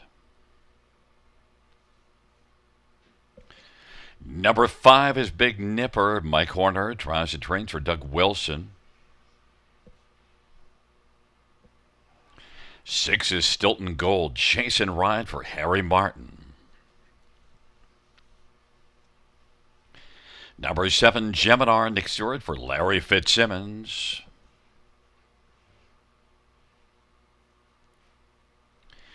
8 is Mick Wicked, move Anthony Hahn for Brent Dunbar and Dorothy Dunbar. 9 is Twin Bee Nancy's Wish, Travis Henry for Sean Stacy and Mark and Natasha Stacy and Bertrand Gillespie. Field of 9. Race number 5. Let's get a look at this field. And, well, right away, Ace 44 Bella is obviously the place we have to start. Final leg of this pick 5. Yeah, I think it's hard to go against her in here. I mean, she was so good last time, Gary, and I mean, she won on the engine. It was a dominant victory. We kind of noted that under tight lines of the wire, obviously pretty easy go of it in the early stages, but she banged home nicely. Back half 56-2, last quarter 28-1. I figured she'd likely get hammered pretty hard here. She's 4 to 5 on the board, and I think deserving of odds-on status. Yeah, and probably going to hold on to that. Number 3, Southwind Stratus. We both went to this one as the one to maybe upset Ace 44 Bella, and is sitting right now at 10 to 1. Consistently good form. Only one win this year, but 7 out of 8 in the top 3. Yep, definitely been a consistent performer and not getting the picture taken with any kind of frequency, but it's been right there. And we noted, right, that service at Georgian Downs wasn't the fastest in August, and that's why I think maybe people are holding that against her. I think she's got a big chance in here. The issue for me is the time between starts, right? Maybe she needs this one, but she is one that's got tactical speed and might get away off the switch, and if she does, I thought this race might line up maybe 4-3, and then that gives her a big chance. But it just depends if she's ready to roll or not. She's 9 to 1 on the board. The pick 5 on her is 273. So actually, we should talk about that. The lowest priced horse on the board is the 4 at $69.20. Ace 44 Bella, and then the highest number on the board is the 8 McWicked Move at just over $12,000. No carryover opportunities, but no doubt who Conley's cheering for. I think he's got the 1, 2, 3, 4, and 9 here. Let me just double check that. Yeah, 1, 2, 3, 4, and 9 for Conley. The 9, Twin Bee Nancy's Wish, would give him a return of almost $1,900 for his 20-cent ticket. And that's not without a chance. But look at 5 Big Nipper. So moved up to non-winners at 2 here last time out and was 24 to 1 and proved that she belonged in this class. Yeah, I think so. I've always been a big fan of this horse. I love everything that the Horners send out, and that's not what he told me. Well, he means that he likes when the Robert Off angle comes to fruition, because it happens a lot, I guess. But 7 on the board finishes at 13 tries this year. Tactical speed to work with, and I think an overlay at 16 to 1. I don't think she should be that big of a price in here, because she's proven she can be versatile in her racing style, and again, I think she's going to try to get away well off the gate. So I'd use her everywhere in the high 5. My Last Kiss shows some nice form before that last race at Mohawk. Certainly a bounce back candidate. Mile of 52, 2 races ago, and very competitive right there at the finish to Cheese Party, beaten 3/4. Yeah, that was a good effort. I mean, that's a good field that she was competitive against that Mohawk Park. The last time out, obviously, not so much. But the starts here at the River were good. There was a win and a second. The second came to Stag Royal, and the win was one that were perfectly spotted second over in the final turn. I think it's a tougher group than the last 2 here at the River, but she's faced tougher in between that, right at Mohawk Park. So in with a chance, needs the right kind of a trip, but she's got the right post to get that from in post 2. Number 7, Geminar. Good back half, 55-4 back half last time out. Yeah, I thought raced pretty well last time. She's not getting looked at on the odds board at all.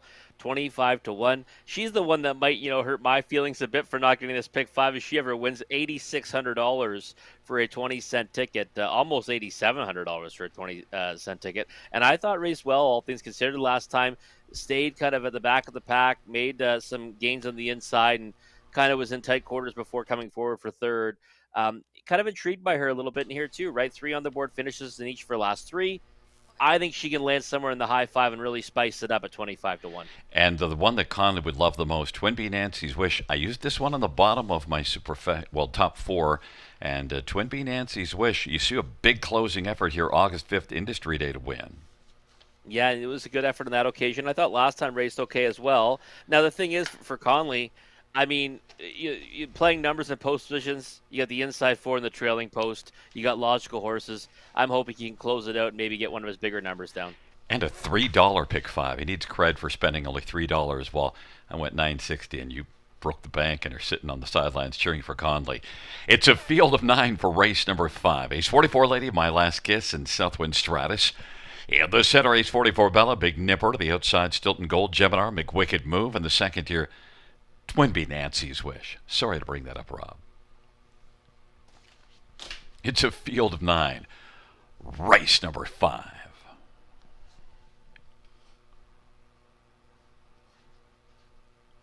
Field for the 5th race.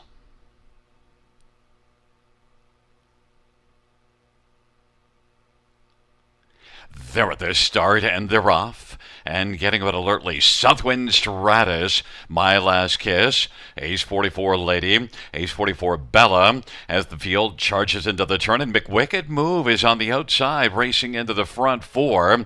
Now 5th, Ace 44 Bella is in mid-pack. Then it is back to Big Nipper, Stilton Gold, and Geminar, and Twin Bee Nancy's Wish from the trailer post is trailing the field. My Last Kiss at 12-1 has the lead. Southwind Stratus is racing second as they work on towards us, and Ace 44 Lady is third. McWicked Move at 50-1 is fourth, and now Ace 44 Bella starts to move on the outside first over and is coming on. Now McWicked Move is racing position fifth. Then it is Big Nipper sixth, trailing 3, Stilton Gold, Gemini, and Twin Bee Nancy's Wish. 27-2 opening quarter. My Last Kiss at 12-1 has the lead for Semiphilia. Ace 44 Bella on the outside, grinding first over. On the inside, Southwind Stratus. Ace 44 Bella is about a length and 3/4 back, now a length and a half, and now getting closer. My Last Kiss, Ace 44 Bella, Southwind Stratus, then Big Nipper, and Ace 44 Lady, and then it is Stilton Gold, Geminar. Twin Bee Nancy's Wish has passed just one, and that is McWicked Move, who's dropped out of it now. And Ace 44 Bella's come on to get the lead. My Last Kiss, though, don't kiss this one up goodbye just yet. He's fighting back on the inside. Southwind Stratus is out wide. Big Nipper now is getting a little closer, and Ace 44 Lady. And then it is Geminar, Stilton Golden, Twin Bee Nancy's Wish is flying, but has a lot of work to do on down the stretch. Rob, they come. Ace 44 Bella, Southwind Stratus, Big Nipper, Southwind Stratus, Big Nipper, Southwind Stratus is your winner. Big Nipper second. Ace 44 Bella. Twin Bee Nancy's Wish came from last to get fourth, and then Stilton Gold 154-2. Southwind Stratus, our second choice, is the top one at the finish, Rob. Yeah, she was really good. You know what? The price is kind of insane, isn't it? It really is. Like obviously from a value perspective, there's no doubt which one you'd bet here from a pure value perspective. I thought it was down to 2 anyways for me in the multi-leg wagers. I put Ace 44 Bella on top, respecting her latest effort, and the time between starts kind of scared me a little bit for Southwind Stratus, but she raced fantastic. She really did. I mean, she ends up getting the 2 hole. She lets My Last Kiss go. She drops him behind that one, and then what a move by Austin Story to kind of get out of the pocket. I mean, if he doesn't, he never would have got the passing lane there with no momentum.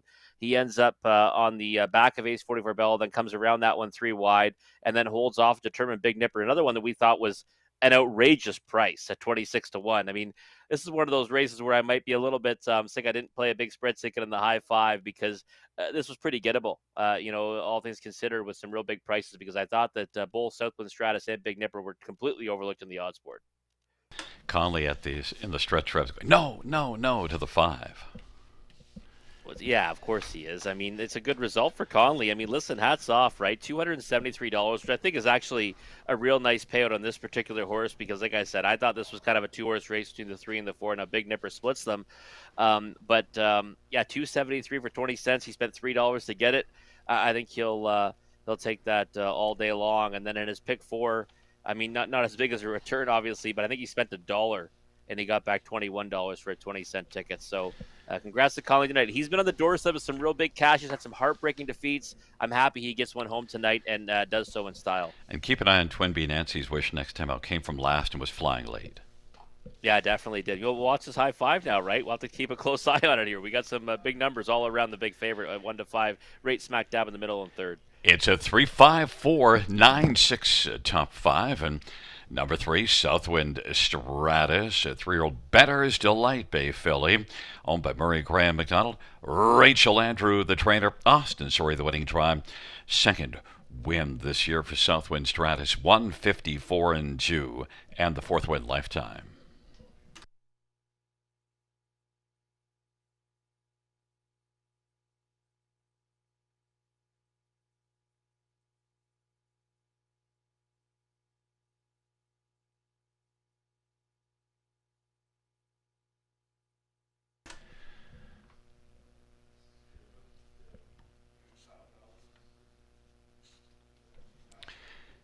And the 5th race payout, 3 Southwind Stratus, 2028, 2390.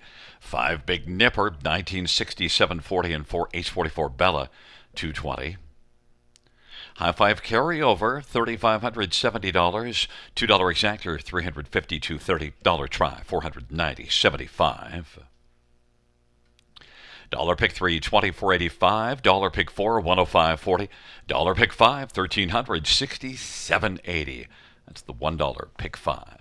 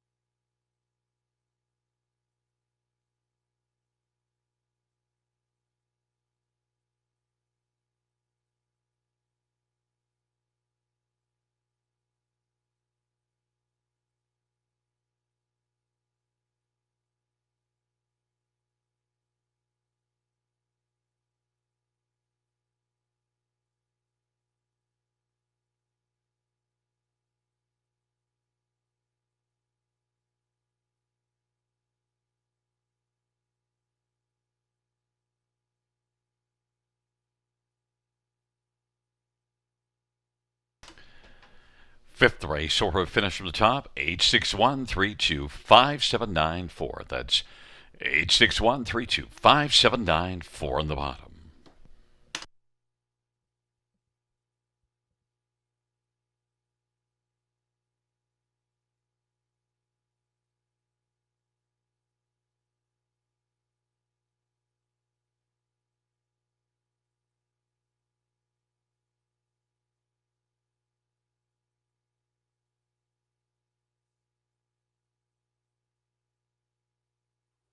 Southwind Stratus, a juicy $20.20 in race number 5. And, well, that pick 5 paid well, all things considered, right? 3 favorites in the middle. Bookends were both horses that paid just over $20. $273.56 for a 20-cent ticket. That's on the carryover. And Conley, hey, listen, Conley Ecclestone gives us tickets every night. He's cashed a few. He's been close on some real big ones. He gets a nice one tonight. Just spent $3 to get back $273.56. Congrats to Conley. Hopefully you played his ticket and not mine tonight. But more thing to talk about of that race, the carryover in the high 5 now. So we had that pick 5 carryover tonight. Now, after no one having a winning ticket in that high 5 in race 5, rolling right forward to race 10 tonight, we're going to have a high 5 carryover of over $3,500. So start mapping out your tickets for that one. But first, it's time for the late pick 5, starting right here in race 6. Low takeout, 15%. And another, interesting sequence. We got some 2-year-old trotters in it to kick it off here. I went 2, 3, 4, and 5. Right now, Royal Sauce 1 to 9 on the board. I think it's a difficult post for that one, and it might be a difficult trip as well. So I went 5 deep here: 2, 3, 4, and 5. 1, 2, 4, and 7, and race 7. Another race I think looks kind of wide open. And then race number 8, just a 1, Wizard of Bots. It was going to be just a 4 ham sandwich for me as my best bet. That one gets scratched. I'm more than happy to pivot to my second choice in there. Wizard of Bots is now my top choice. Thinking this was going to be handled aggressively this time around from the pole position. Going to put that one on top as a single. And then in race 9, 4 deep again with the 1, 3, 6, and 8. Some intriguing options in there. Hot Cocoa coming back off the bench. Ace 44 Rebel last time I thought was going to do good things before making a break in stride. Red Trans Am first start. Brett Lester in there. Some intriguing angles all around in race number 9. Finale, just before Doc's Philly Cheese, have to be right back in the corner of Doc. And the last, I think he might be better chasing a target. Last time on the engine again, he'll likely have to go forwardly placed again from post 4. But happy to put him on top. Think he can handle that group in the finale. $12.80 for a 20-cent ticket. But let's see what Conley's got, because Conley's got the hot hand tonight.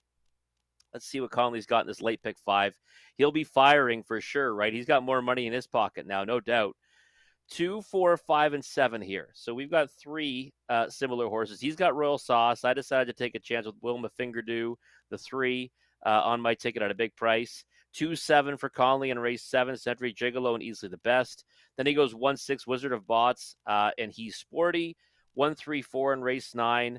That's Hot Cocoa, Ace 44 Rebel, and RJ Jean. And then just the 4, Doc's Philly Cheese in the finale. I like his ticket. I like it. And he's spending Gary's amount, $9.60 in this late pick 5. But that's Conley's ticket. He's running hot tonight. You might want to jump on his, and maybe he can make it 2 in a row on this card. But you got a minute or so to map out your winning wagers for this late pick 5, starting right here in race 6. Takeout's always a low 15%. And don't forget about that carryover in the super high 5 in the finale, over $3,500 rolling forward to what looks like a real nice middle condition dash on the pace in the finale. We'll come back in a moment or two, take a closer look at race number 6.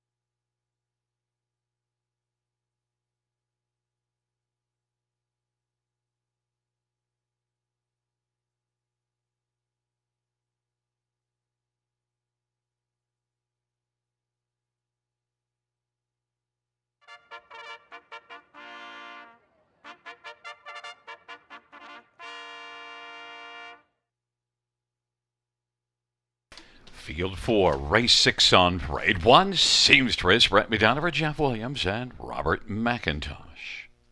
Stables.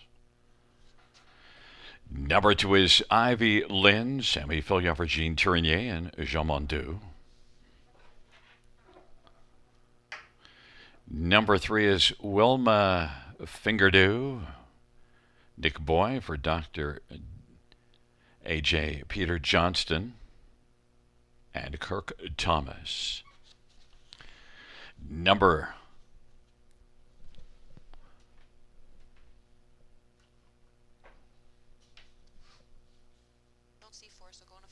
4 is absent. 5 is Bright Green. Louis Bois for Eric Nadeau.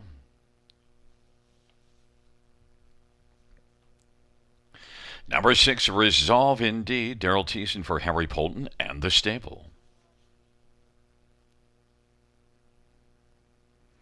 Number 7 is Royal Sauce, Travis Henry for Greg McNair and High Stakes Stable.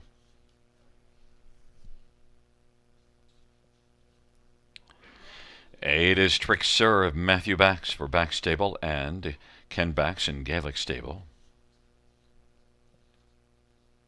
4 is Eartha K, Garrett Rooney for Steve Botsons and Derek Reed and Dr. Robert Boyce and Rick Thompson and ECS Racing. It's a field of 8 for race 6 OSS Grassroots 3-year-old trotting fillies. Let's look at this field. And number 2, Ivy Lynn. Well, those 2 breaks in the last 3 may be scaring some people away, but we both have this one on top because we also see what this one can do when she stays flat. I guess that's the big question.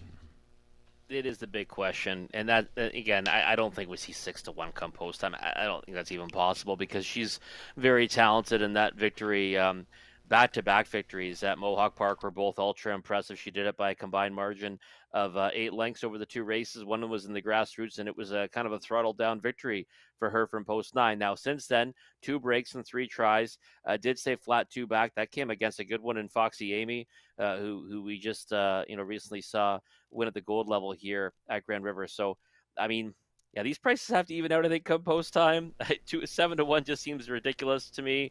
She looks really, good on the track right now, but she's not going all that fast, right?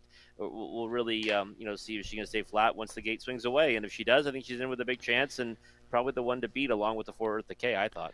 And Eartha K offers value at 7-1. And maybe the thing with Eartha K is that break and stride at Sarnia last race, you mentioned maybe the track wasn't all that great, and maybe Eartha K just didn't like it because it was flat at Mohawk. Yeah, absolutely. Yeah, and I thought Eartha K is one that was kind of gearing up towards a win there in Sarnia. We've seen quite a few horses that broke there over that service have come back here and be just fine. And other venues as well. So I think that Eartha K is in with a big chance here. We'll likely see her get forwardly placed. I mean, it's not like you see multiple breaks on her card where you'd say, well, they merely have to be handled carefully tonight because she's prone to making miscues. I mean, she looks pretty good on the track right now. And again, I thought that break was out of character for her as a 3-2 favorite as well in that effort. So again, the odds board, bit of a mystery to me right now. I'm sure maybe that'll be a puzzle to get solved closer to post time, though, because like I said, I like Ivy Lynn and Eartha K the best in here. And then earlier this evening, we needed to get on Louis Bois in the first 2 races, and Louis Bois has Bright Green here. Made a break in stride here last time out, but it was in the gold. Bright Green has an OSS win. Yeah, Bright Green, I think it has the ability to go with these all day. It comes down to obviously before the latest effort, there was a little bit of time between starts after being scratched, made miscues over this surface at the gold level. That all-important move now back to the grassroots, one of the grassroots last time, but you're still dealing with a break and stride. I mean, the 3 horses that we're kind of talked about and that I'm most involved in this race are all coming in off miscues. To think that they can all get around, on their gate and end up finishing the top 3 might be wishful thinking. But we're just hoping that, 1 or 2 of them can, and then we can get maybe a bust out in the pick 5 because, again, the money continues to pour on the 7 Royal Sauce. I want to call an audible here and go take a look at Royal Sauce, even though your next one, you fingered the 3 as your next choice. 7 Royal Sauce is getting a lot of love and off of a grassroots win. Just your thought on Royal Sauce. I don't mind Royal Sauce here. I guess I took a stand against, and it was strictly because of the fact that it's post seven. You're a winner last time. It was 201. And again, I'm not a big believer in time, but I thought that was one of the softer divisions at Hiawatha, and won it going away.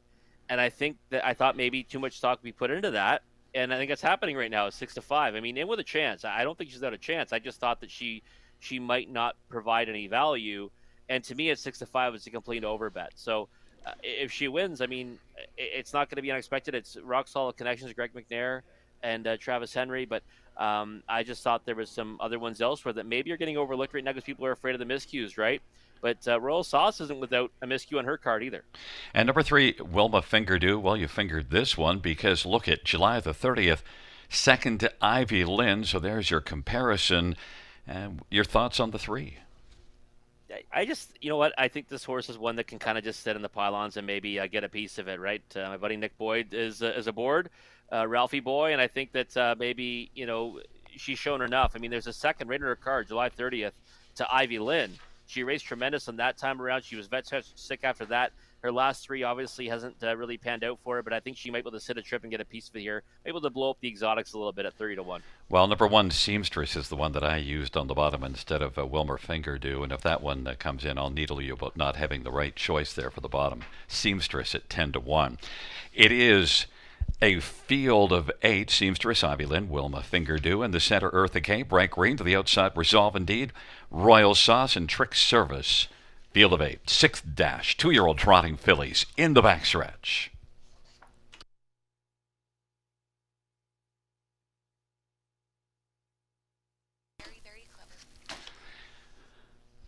Field of race 6 at the start. Wilma Fingerdew has gone off stride. Resolve Indeed is blasting home. Eartha K, Royal Sauce right now, and then Seamstress, and 5th is Bright Green, and Ivy Lynn is racing 6th as the field works on around the turn. Then it is back to Trick Serve, and Wilma Fingerdew is trailing the field. Resolve Indeed at 12-1 has the lead. Eartha K is racing 2nd, and Royal Sauce now is on the inside, racing 3rd as they come off the turn. And then it is Seamstress on the inside who's racing position to 4th as the field comes on towards us. And now Eartha K is up and quickly driving for Garrett Rooney. Wanted to come on and clear to the lead of her Resolve Indeed and was able to do so. And Royal Sauce now is moving up.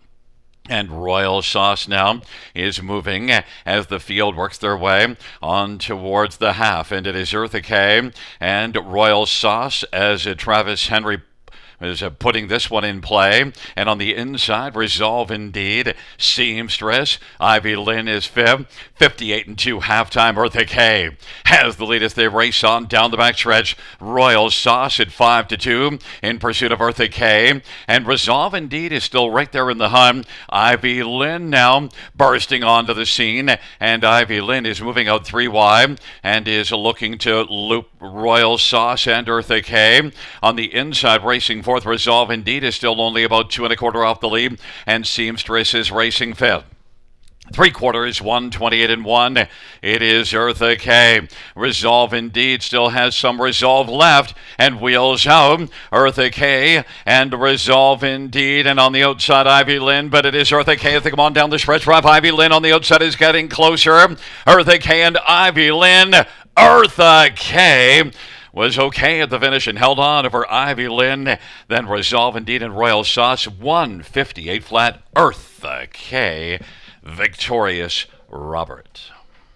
Yeah, and you know what? I mean, listen, this is a race, Gary, where like I said the odds board made no sense to me throughout the betting, and it even finished off not making much sense to me at all. And Wishing, I really just hammered. I thought there was the 2 best horses in the race were the 2 and the 4. They finished 1-2, and somehow this exact is paying $64. I mean, I think that's absolutely wild. Eartha K gets to the lead and just proves to be too tough for them on the engine. Thought that, again, that break was uncharacteristic last time. Wasn't too worried about making a miscue again this time out. And like I said, she's one that gets forwardly placed, has the gears to do it. And Garrett Rooney follow-up steer, right? This time around, no mistakes made for Eartha K. and he gets her to the wire first over Ivy Lynn, who was a fast closing second, who kind of changed her tags a little bit tonight, likely because off those miscues, and certainly she raced well from just off the pace as well. Kind of bearing down on that leader in the late stages. Well, I think with Royal Sauce taking all that money, Royal Sauce was bet down a bunch early, did climb back up to 5-2. So then the prices on the 2 and 4, well, just gravy, the prices. And it's close to finish, but we saw Eartha K a little bit better. Yeah, a little bit better, no doubt. And Garrett Rooney, right? I mean, we really got to sing his praises. Want to see more of him here at the river, right? I mean, I've got to see him all across Ontario. We've seen him here quite a bit, but I think he is just a tremendous driver and has been doing great things. Look at 375 this year. Over 230 victories as well. So love that. And again, Royal Sauce for me ends up finishing fourth of that race well first over. I just thought this race did not map out well for Royal Sauce at all. And sometimes you just kind of take a stand against one and you think one's a fade. And I didn't dream that she would actually take that kind of support that she did. I thought maybe others would kind of feel the same way. So that created some serious value for us. Hopefully we can maybe walk the tightrope now in this pick 5 wager. The horse to keep an eye on out of this race might be Resolve Indeed. Yeah, I thought it was pretty. I mean, looks like maybe got a little bit steppy too coming out of the hole.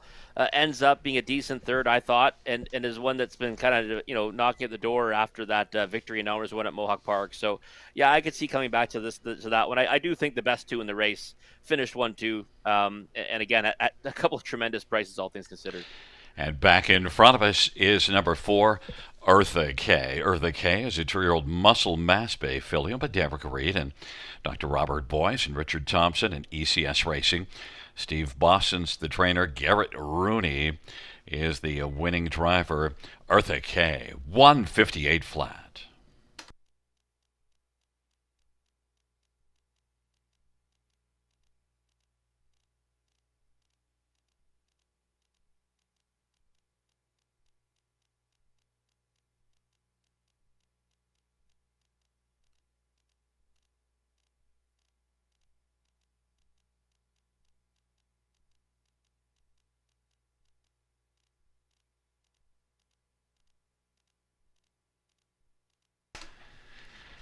The 6th race payout for Eartha K, 1230, 550, 390.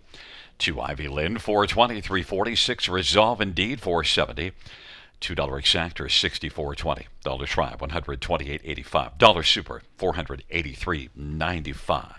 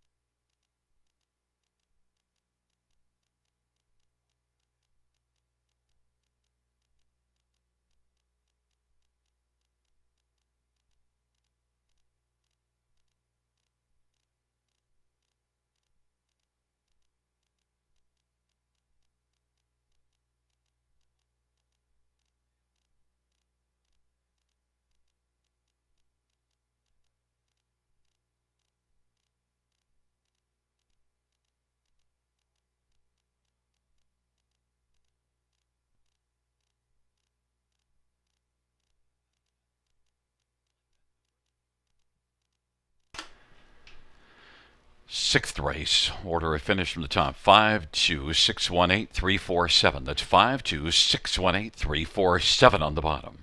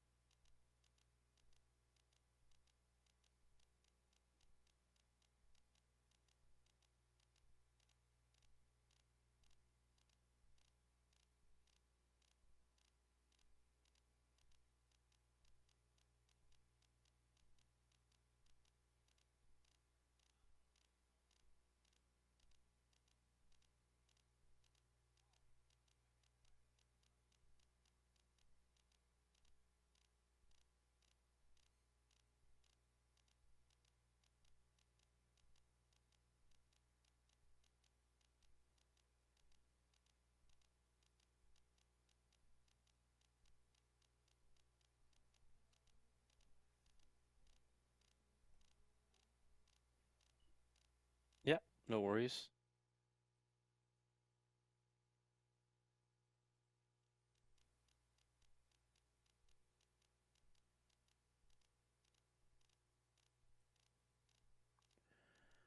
Eartha K getting us started off at the late pick 5 at a decent price. And if you're still alive in that wager, good luck the rest of the way through. If not, and even if you are, you might as well jump in on the late pick 4, starting right here in race number 7. Same low take out of 15%.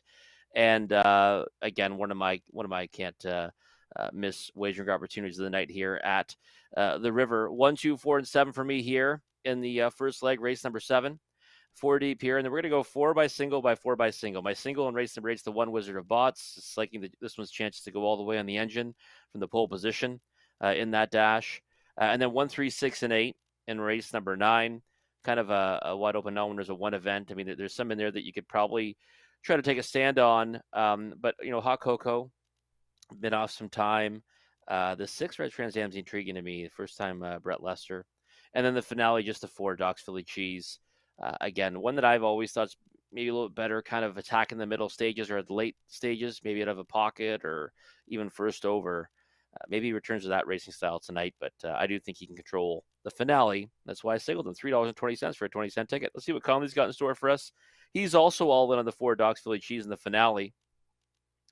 And again, he did very well to hit that early pick 5. I saw his ticket on X. He posted it. He played along his own ticket, and he made a nice little score there. So playing with everyone else's money right now in this late pick 4, 2-7 for Conley here. Don't mind that at all here in the opening leg. Just a 1-6 in race number 8. So he's got my single along with the 6 He's Sporty. 1, 3, and 4 in race number 9. I've got 2 of those. He's got RJ Jean on the ticket. I just steered away from that one tonight. I think it may be a little bit tougher this time around for RJ Jean. And then race 10, just the 4 Doc's Philly Cheese, just $2.40 for a 20-cent wager for Conley's ticket. But don't forget about that carryover in the Super High 5 and race number 10, over $3,500. Rolling forward to that one, another wagering opportunity you do not want to miss here at the River. We had that pick 5 carryover tonight in the opening sequence, races 1 through 5. We're going to finish off the night with a nice carryover in that Super High 5. We'll be back in a moment or two to take a closer look at race number 7.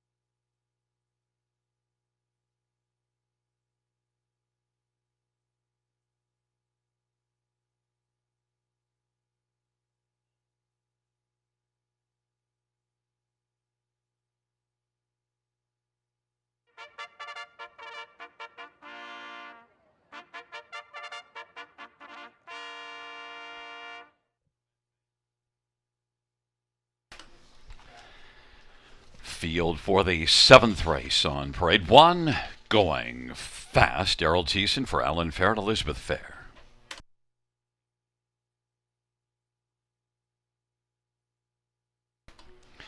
Number 2 is Century Gigolo. Brett McDonough for Ashley Lenvoy and Gino Toscani.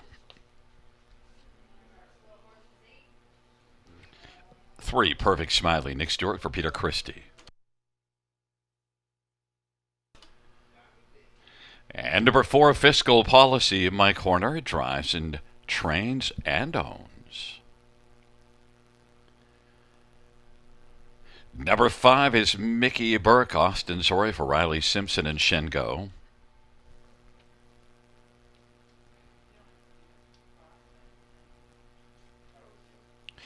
Six Scratch 7 is easily the best. Travis Henry for Matt Dupuy and Rick Heeman. 8 is Control the Smile. Jason Ryan for Sean Stacy and Mickey Suter and Terry Cameron. Field of 7, race number 7. Let's get a look at this field for the 7th race, and a real kind of a grab bag, this pop-up series. But I knew when I looked it over, I think Rob's going to be going with Century Gigolo, and then I looked a little further and thought, well, Gary's going with Century Gigolo as well. Yeah, no, I don't think it's a bad place to land at all. I mean, I don't know about 1 to 5. Don't get me wrong, 1 to 5 might be a bit short. And, you know, that's the way he's looked in his last few starts. I mean, the way he looks right now on the track, let me see if he kind of worms his way out of this, because right now, you know, I don't know if I'd be taking 1 to 5 on Century Gigolo at this point, Gary. But the thing is that the reason why we went there is because recent efforts have been facing off against tougher, right? And in those recent efforts, the last 2 anyways, hasn't looked all that sporty in the early stages of the mile, but he's certainly kind of looked better in the late stages. But again, you know, 1 to 5, I mean, I don't think either of us kind of thought he'd be that price in this dash. I mean, he certainly figures against these, but that's a little bit short. And that August 28th line, Barron's Weapon was the winner. Century Gigolo did a lot of work in that one. That's a very good measuring stick, but you're right. But maybe Century Gigolo just wanted to go over and talk to his fans. Yeah, maybe. I don't know. He's looked, you know, he's looked like that his last few efforts, and he gets better as the race goes on. But I'd like to see a little better pre-race appearance, from him. But again, he's a classy veteran, 19 wins, over 200,000 made. Maybe, we'll see him kind of look better as we get closer to the race. But again, I think that's too short of a price. He might do another score down right now, maybe just to see how he is and how he's feeling. But 4 to 5 in any event for me is still too short. You know, at my age, I look like that every day when I wake up. It takes me a while to warm up and score down. Yeah, I mean, I'm getting there too, to be honest with you. It's not looking all that smooth, so maybe we better shop around, because at 4 to 5, I want to see a little more smoothness than that. Well, then going fast, it would be the one that you might quickly go towards. Yeah, I mean, I think going fast is one that figures against this group. Last efforts were at Mohawk Park. And over 16 this year, just 1 for 31 last year. But this is more his people. I think it is anyways. And he's one that can get forwardly placed. I mean, when he gets roused off the gate, especially from the pole position, 5 to 2 is about the right price. But, hey, that might even shorten up now with Century Gigolo and the way he looked out there. You know, actually, I would go to easily the best. Now, look, it's post 6. But easily the best has been showing improvement. Last year, this one was pretty darn fine as a 3-year-old, but I see improving form. Maybe easily the best at a nice little price. You could take a flyer at 10 to 1. Yeah, I think so. I mean, easily the best. I thought it's been racing, pretty good as of late, and he's gone some really hard miles at times. Last time out, I thought, raced pretty good to be third to the horse we like, DM Snake Plissken. So condition claiming ranks to this. I mean, I think he certainly doesn't look out of place, and 10 to 1, the price is certainly decent. Well, here's some news, and this is going to change the tote board drastically. Century Gigolo is scratched at vet lame, so no surprise there. Just did not look smooth at all. Looked like he was wearing burlap underwear. Number 4, Fiscal Policy, is one that, that was a good start at Clinton last time out in Fiscal Policy. Mike Horner, that could be a place to go now. Yeah, I think that the friend that he was going to oversee there was probably the vet. He was scoring down in front of the vet and ends up getting scratched. Now here's the deal, though. Okay, I just want to talk real quick about a wagering opportunity that just presents itself right now. So again, people might change their tickets, based on this, but many people are probably locked in. Some people might not even know he gets scratched. Some people that may have advanced bet. This late pick 4 sequence right now, he's going to be the heavy favorite. We know that. The tickets that aren't going to get changed are going to be in there, and whoever has him is going to end up with the post time favorite. If that horse gets beat, huge EV opportunity in this late sequence. So take that for what you will. But if you get past this leg with the favorite winning, the price of the winner will go up exponentially for you in this late pick 4. And I do think, Anyways, yeah, I do think going Sorry, fast will end up being that favorite. But sorry to interrupt. Fiscal policy, your thoughts? That's a good last race. it was a great last race, and this is a horse I've always kind of been fond of. I mean, no surprise, right? My corner horse that I'm fond of. I like everything they send out. They all look great when they come on the track and they come ready to roll. This one's just 1 for 55 over the last 2 years, but just takes a win like that, maybe, right, to start a snowball effect. So fiscal policy for me is one that's in with a chance here. You've kind of really soured on Mickey Burke. And look, some of those races, the last few starts weren't great, but the last one at Sarnia was better. Now, it was a bottom condition class, but had to work, and it was an honest, solid win as the favorite.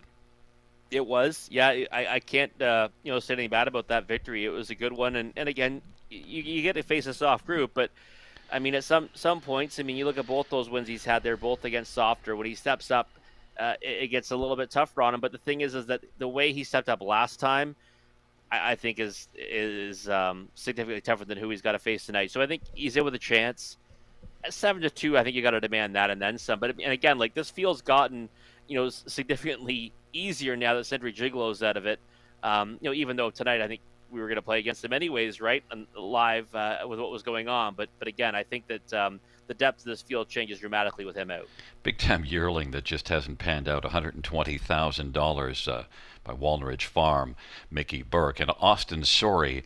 And anything else in here that, look, we might as well talk about number 8, Control the Smile, because Jason Ryan with the drive. Sean Stacey puts Jason Ryan down. That shouldn't escape our attention and is getting a lot of love at 5-2. You do see this one with a win at Hanover July the 13th. Since then, 3 starts that didn't go well. Missed time before that last race, now comes back tighter. Yeah, and Control Smile was one I think I put on top of the Horse Players Journal last time out. Didn't work out, obviously, in a pop-up series there. Much tougher competition. Softer this time around. Obviously, Sean Stacey handed the lines over to Jason Ryan. It's a big deal. I mean, if I know the one ends up as the favorite, as much as I do have him now on top, I'd be playing against him strictly because I'm trying to get the favorite beat for all the tickets to get dragged along from Century Gigolo, right? So Control the Smile, definitely with a chance, especially now you only post 6 after originally having post 8. Well, and I wind up with easily the best as my pick, and so that it does make sense what you're talking about. We'll see how it unfolds here. Going fast, Century Gigolo on the inside. Perfect Smiley, Fiscal Policy. Mickey Burke in the center. The outside, easily the best.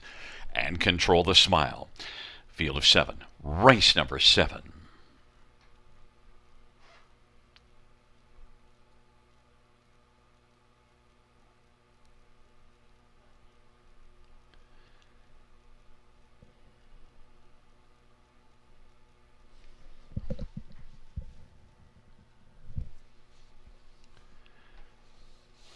Field of 6 for race number 7. They're at the start of the rough, and easily the best in Going Fast and Perfect Smiley. Then Control the Smile, Fiscal Policy, and Mickey Burke. Going Fast leads on around the turn.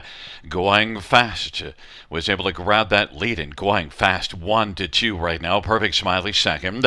Easily the best is third. Then Control the Smile, Fiscal Policy, and Mickey Burke is trailing the field, and Going Fast is right now living up to the name. Going Fast leads, and he has an advantage in a 26-4 opening quarter and is in front by about 4. And then Going Fast, Perfect Smiley, and easily the best is third best right now. Then it is Control the Smile. Now Mickey Burke to the outside and Fiscal Policy on the inside. They head up to the half. Going Fast would like to pick up a second panel breather off that 26-4 sharp opening panel. Perfect Smiley is right there in the pocket at 45-1. Easily the best now. Is up and moving first over. 56 and 1 halftime, 29 and 2 second panel for going fast and easily the best now is going to challenge and Perfect Smiley is third. Then about 5 lengths back to Control the Smile and Fiscal Policy and Mickey Berg. Going fast leads as they race their way on by 3/4, but easily the best is chipping away and getting closer with every step now. Easily the best in going fast and then Perfect Smiley. And easily the best is able to easily come on now and grab the lead from going fast. Now get some urging as easily the best has to keep on rolling because long shot Perfect Smiley might be bearing down on easily the best. Easily the best and Perfect Smiley. Easily the best and Perfect Smiley. Easily the best is going to hold off Perfect Smiley. Then going fast in Fiscal Policy, mile of 154 flat. Easily the best. It wasn't completely easy in the stretch, but still easily the best. Got the job done. Yeah, certainly did get the job done. Nice call by you, Gary. And again, I think we'll see how this plays out, but probably a much bigger price than that 3-1. Vertically in this race in the multis because you've got going fast getting beat as the heavy favorite now, and all the tickets that didn't get changed or didn't get canceled and readjusted off Century Gigolo go to that horse, and he was obviously the heavy favorite before that. So these are sometimes opportunities you have to try to jump in on. Again, if you get the favorite beat in the opening leg, it certainly gives you a pretty good chance at getting a nice ticket down later on. So easily the best, ends up being a nice first over winner there. Perfect Smiley. I mean, wow, big effort from that one. I mean, had just picked up one smaller award in his last 3 here in condition claiming ranks, but today got put into play by Nick Stewart and ended up racing pretty well. I mean, ends up kind of being a rock solid second here, right? And inching in right on easily the best, right to the wire. Doesn't show a lot of form, but you do see that one race, September the 4th, beaten only 2 lengths, 54 and 3 to Aladdin Dulac. Last race post 8, Perfect Smiley. But the thing with easily the best, you could just see this one progressing. We might have not looked as closely at easily the best originally because it's post 7, but then with 2 scratches, suddenly it's post 5 and is more forwardly placed. Yeah, it makes it a lot easier for him. And the thing is, too, is that, DM St. Pliskin last time was he was easily the best in their race, right? And Aladdin Dulac, I thought, raced tremendous to be second. It was a good third for easily the best, and he's got a lot of really tough trips this time around. Another first over journey, but kind of was able to get past the leader with a little bit more ease, and that probably helped his chances. But 3-1, nice pick by you, Gary. Well, and you're enjoying your multi-leg going forward. 7-3-1-4, and number 7, easily the best. 4-year-old He's Watching Bay horse by Rick Heeman. And trained by Matt Dupuis. Travis Henry, the winning driver. Second win for easily the best. 154 flat.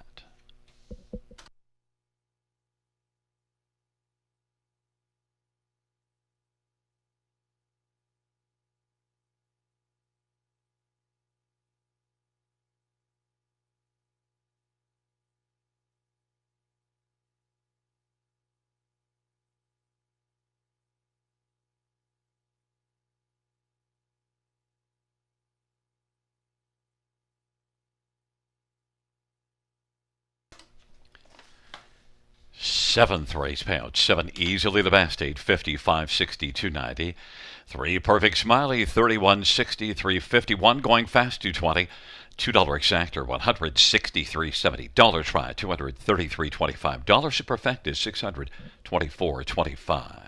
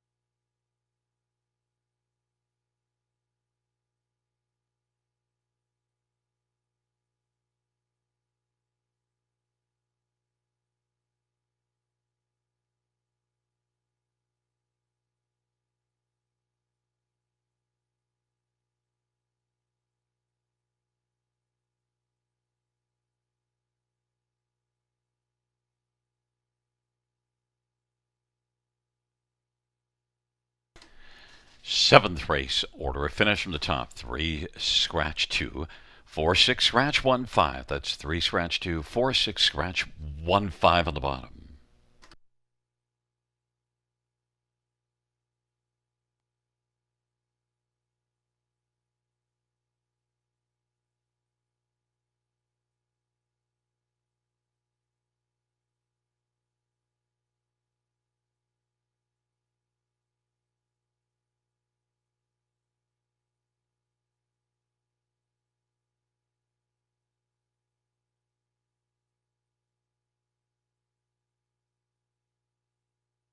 Fancy reminder that Super High Five carryover into the final dash, $3,570.51.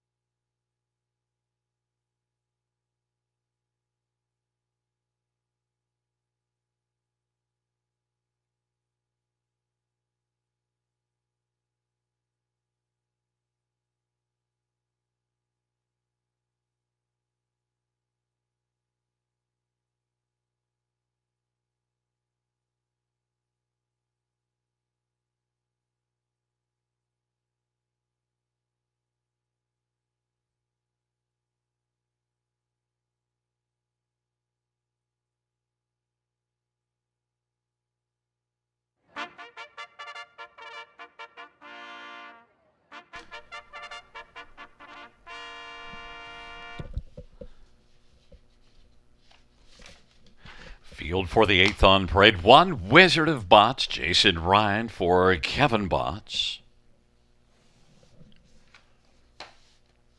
Number 2, Walter, just Walter. Scooter, just Scooter is the driver for Kerry LeCane and Mary Christopher. 3, Carson Shadow, Louis Craig for Vicky Craig and David Carson. 4 is scratched. 5, Mossy's Art, Sammy Filyover, Jason Mitchell, and Jerry Belanger. Number 6, He's Sporty, Garrett Rooney for Bud Sinclair and Jim and Doreen Flynn. And number 7, Bearcat Willie, Mike Horner, drives and trains and owns. It is a field of 6 for this dash. Let's get a look at this field, and right away, well, we'll start on the inside with Wizard of Bots, 8-5 on the board. We both had this one as our second choice to Ham Sandwich, but that one got munched right out of the 8th race. Wizard of Bots. Rob, the form the last couple not good, but 3 races ago you saw this one blast to the front, and only one got by. Yeah, I just thought that the race kind of the makeup of the race now really goes, in the favor of Wizard of Bots, and I liked him already in here. When I first glanced at the race, just the entries, I said, "Oh, Wizard of Bots might really like that." I mean, he seems to do his best work on the engine. Now he hasn't got that trip in his last 2. Was really good to second to Keystone Durrell 3 starts ago with that kind of a trip scenario. So for me, I mean, I just had to go with him on top when Ham Sandwich got scratched, and the hope is that he's going to try to go right on down the road. Just 1 for 24 this year, but 6 for 21 last season, and we've seen some good flashes from him, as of late, and I think that he might be sitting on a big one. It could be interesting early. Carson's Shadow also can blast off the gate. Now, Wizard of Bots 3 races ago, 27 to the quarter. Carson's Shadow, Hanover last race, 27-4. It's probably harder to get a 27-4 opening quarter at Hanover than it is 27 here. Yeah, it definitely is. And you know what the thing is for me, for this situation right now is if the odds board stays the same, there's no doubt who the value is. It's Carson Shadow, because we've talked about horses that kind of wake up and maybe need that heart building win before they can kind of get on a roll. Well, Carson Shadow, classy veteran, right? 23 victories, almost 190,000 made lifetime. He's got a mark of 150-1, and that was a monstrous win last time out. He did so from a decent post. He moves out 1 spot on the gate tonight, but that's no big deal at all. Now, he got soft middle panels, but that might be just what he needs to kind of get rolling again. And I'd say he's probably the value right now, at 6-1, 5-1. I mean, anything like that, you're getting good value on Carson Shadow, especially with the scratch of one like Cam Sandwich. And then number 2, Walter, just Walter. Well, Scooter Gimlet, it says in the program just 1 win, but now we can update that to 2, because 1 with Liquor is Quicker at $59.20 last night at Flamborough Downs. Walter, just Walter, is not without a chance in here. Yeah, I think 22-1 is kind of a monstrous price in this horse. I mean, one that has some tactical speed, and we know that Scooter likes to get horses off the gate. I mean, that's something that he's showing that he can certainly do, and he likes to get them in position to get what they can get. And I think Walter, just Walter, is one that can kind of stick around for a good chunk of it, anyways. 15-1. I wouldn't leave him off any of your exotics, and yeah, happy to see him double up his win total. Liquor is Quicker. Didn't have any money on that one, but certainly a nice victory for Carter Gimblett. And I want to mention the missing chart line, September the 13th at Kawartha. 4th beaten a length and a half in 53-3 with Scooter Gimlet driving. In that one, got away 6th by 8 at the quarter, but came closing late with the 29-4 final quarter. So beaten just a length and a half in 53-3. That's the missing line on Walter, just Walter, and Scooter. Just Scooter driving. Number 5, Mossy's Art. Took a bunch of money early. Now has climbed up and is 6-1 on the board. Yeah, to me, this score kind of got tough in this race, right? The underneath positions. I kind of was pretty happy going, 1-3 in the top end. And the next 3 positions, there was 3 horses I kind of had for the 3rd and 4th spot. And then, for me, Mossy's Art just missed out on the show spot. Has been knocking at the door as of late, been facing some decent competition. but just 1 for 29 in the season with 6 on the board finishes. Just not sure what the race scenario, the trip scenario looks like for Mossy's Art in here. I think in with a chance. I just couldn't get there towards the top end of it, and I think 9-2. You've got to demand that price, at least that price, anyways, if you're betting him to win. Neither of us used He's Sporty, but 5-2 on the board. But it is Garrett Rooney for Bud Sinclair. Garrett's having a monstrous year. Saw him win earlier this evening, and this is one that, well, you saw race effectively at Clinton. The last race at Flamborough, not that great, but 55 and fourth. The race went quick. Tough group too, right? I mean, that was a much tougher group than he faces tonight. And you know what? Shame on me if he wins and I'm not with him, because I needed him desperately. 14-1 at Clinton on August the 18th. He was very good to me on that occasion. He won at a big price.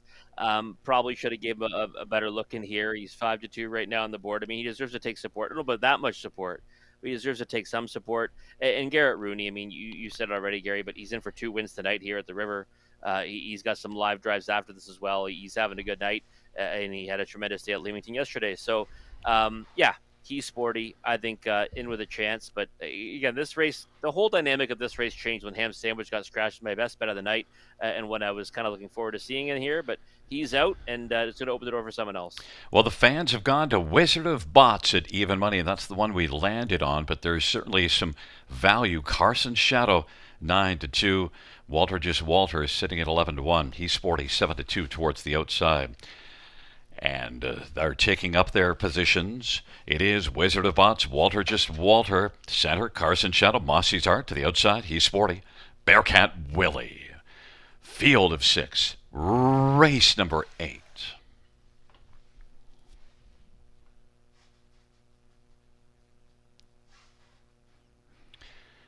Field 4, the 8th race.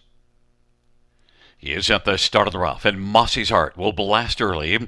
Carson's Shadow, he sporty drops back, and Bearcat Willie to the outside. Walter Just Walter. Wizard of Bots is relaxed off the gate, second from last, and he sporty is trailing. Carson's Shadow makes the lead. Carson's Shadow, Mossy's Art is going to fill the pocket. Walter Just Walter is racing third right now, and then Bearcat Willie, Wizard of Bots, and he's sporty. And it is Carson's Shadow and Louis Gregg who's got the lead. That is Mossy's Art filling the pocket. Walter Just Walter is right now racing third, 3 from the front. Then it is Bearcat Willie, Wizard of Bots, and he's sporty. Of a 26-4 lively quarter, the field heads up towards the half, and Carson's Shadow has the lead at 7-2. Mossy's Art at 6-1 is second. Walter Just Walter at 7-1 is third as they work their way on down the backstretch. And then fourth is Bearcat Willie, and he's sporty now is quickly moving on the outside. And Wizard of Bots, Carson Shadow still has the front. Carson Shadow, Mossy's Art, Walter Just Walter is third and is still staying on the inside. He's sporty, is racing on the outside right now. And then it is back to Bearcat Willie of a half of 56. They race their way 3/4, 124 and 4, 28 and 4. Third panel, Carson Shadow is still moving gamely on top. Mossy's Art's been getting a trip. Walter Just Walter elected to stay down to the inside, and he's sporty. And then Bearcat Willie and Wizard of Bots, they turn for home. Carson Shadow on down the stretch drive. Carson Shadow, Mossy's Art off the trip and up the inside. Walter Just Walter, but Mossy's Art got a perfect trip and blew on by Carson Shadow, who did all the work. Walter Just Walter, and he's sporty. Mossy's Art, you could see this one coming for quite a while throughout the race, and was very alive in the stretch, as you expected, Rob. Yeah, you know what? I just didn't really know what the trip scenario would be like. And then as I'm watching the race develop, I said, okay, he can't lose off this trip. I mean, yeah, 6-1. And, you know, Carson Shadow was one that I thought was good value. And I played that one to win just off the win price alone. He went a long way on the engine. And just kind of gave it up in the stretch. I mean, he raced pretty well. We thought he'd be confident coming into this and be one that would go to the lead if, or set the 2-hole to Wizard of Bots. But Wizard of Bots, I mean, he didn't really get relaxed away in the early stages, Gary. He just didn't want to go forward. I mean, Jason Ryan was chasing him pretty hard off the gate. He just did not want to go forward off the switch. So maybe those last couple, he wasn't getting taken off the gate. He just isn't going forward in the early stages. So the heavy favorite was really never a factor at any point. And Mossy Zard ends up scoring at 6-1. This horse kind of got hammered down to favoritism multiple times throughout the betting, and then ends up going off at that decent price of 6-1. I mean, one that we thought had a chance, but I didn't get there on top. Yeah, good pickup on your part on Wizard of Bots because we anticipated a blast with Wizard of Bots and Carson Shadow, and it doesn't materialize early, and it just opens the door for Mossy Zard. Yeah, it did. That's exactly what happened. I mean, if they line up 1-3-3-1, then it's a different race. I mean, Mossy Zart would have had to do a little more work probably, but I mean, still might have got there. Race pretty good, 54-1, and looked pretty strong. Looks pretty good too. Pretty proud of himself coming back to the winner's circle. Walter just Walter. I always Carter Gimblett, Scooter. I see him get horses forwardly placed a lot, and he gives horses the right kind of a trip, to get to maximize their potential in a race, and he did that with Walter Just Walter, a nice third at 7-1. Yeah, and some young drivers might have got a little over anxious and popped out with Walter Just Walter, and he was patient, figured out how much horse he had, and still managed to stay alive to finish third instead of popping out and then backing away. Yeah, it's funny. I talk to a lot of guys coming up in the sport, or guys that when they talk about when they were younger, they say that's what they learn the most, right? They put themselves in inside trips, and it's how to navigate to get the most they can out of a horse, and that's what he's doing. Which I hope to see him have continued success. Back in front of us is number 5, Mossy Zard Semi-Filion, the winning drive. 9-year-old Pet Rock Bay gelding, owned by Jason Mitchell and Jerry Belanger. Jason Mitchell, the trainer. Second win for Mossy's Art. Mossy's Art victorious in 154-1. Second win this year, 26th lifetime.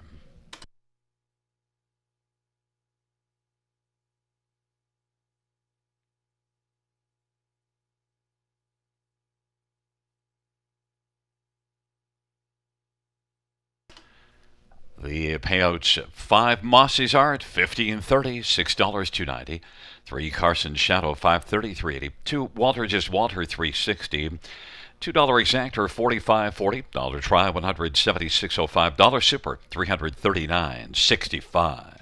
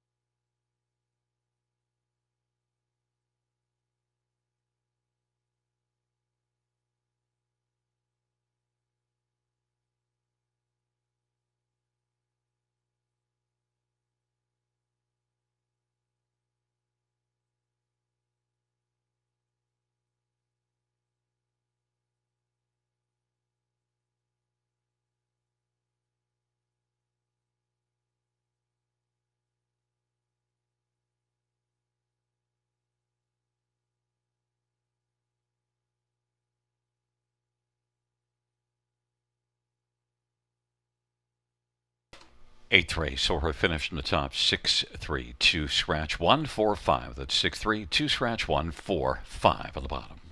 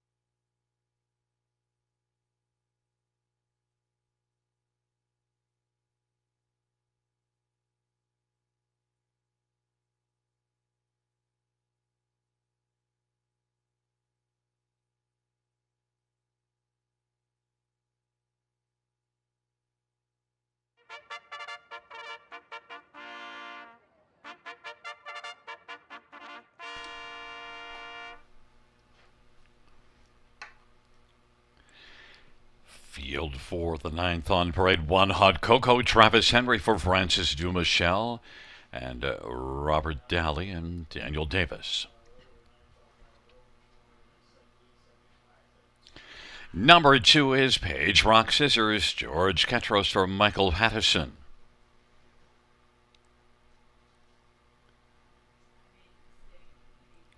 3 is Ace 44 Rebel, Brett McDonough for Craig Gilmore and Dana White.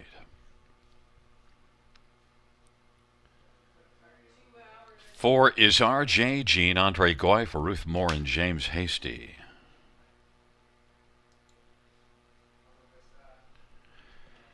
5 scratch 6 Reds Trans Am Sammy Filia for Brett Lester and Rebecca Williamson. And number 7 is Tommy Senorita, Braden Rappling for Coal Creek Standardbred.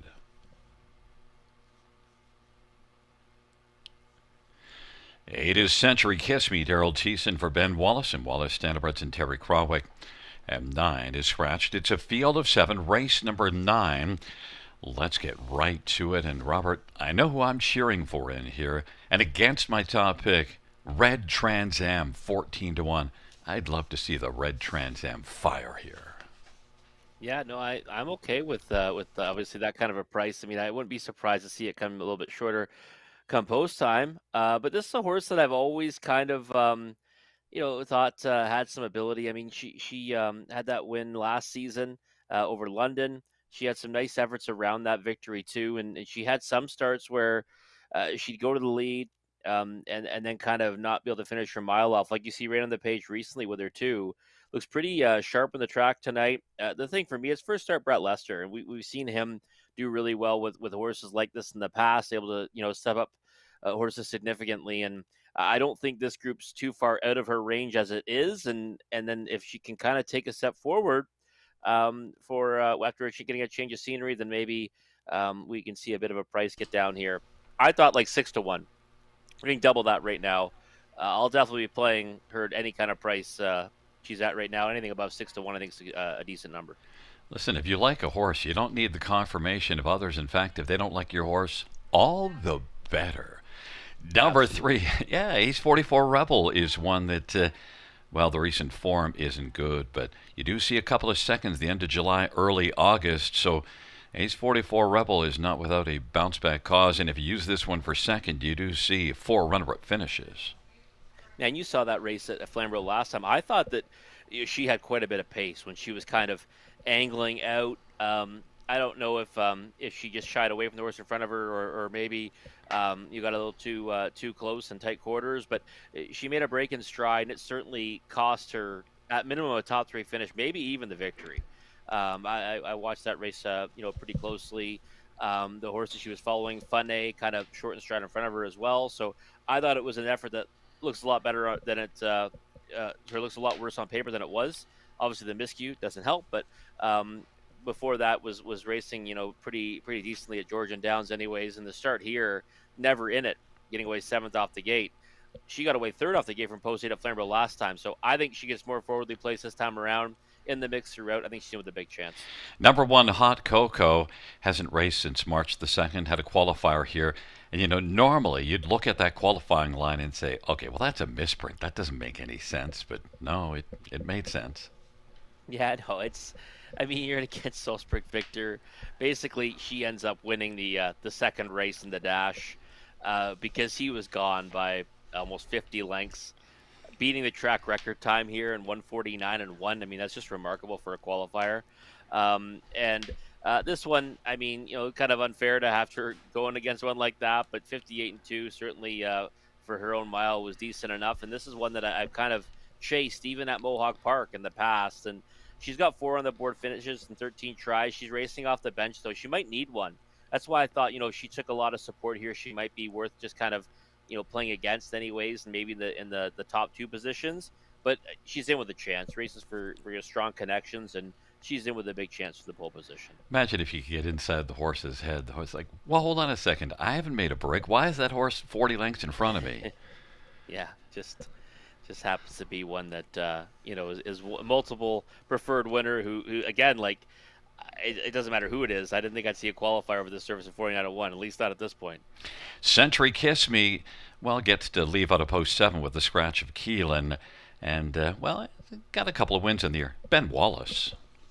Yeah, Ben Wallace, and we've seen some decent efforts from this one. I mean, that third place finish, August the 12th, was okay at the Beach Games, and the third at Georgian Downs to Love Party wasn't bad either. Last time out, now was a two at Flamborough, getting back in against softer company here. I don't think it's without a chance here. Like you said, post 8, people kind of look at the 8 and say, "Oh, it's a tough spot." Well, you move into post 7, it's a little bit easier, and we know both those spots aren't as tough as they used to be, anyways. So, yeah, 6-1. You can convince me that she's some value in here, but Red Trans Am still hanging around at that price that I think is bettable at 9-1.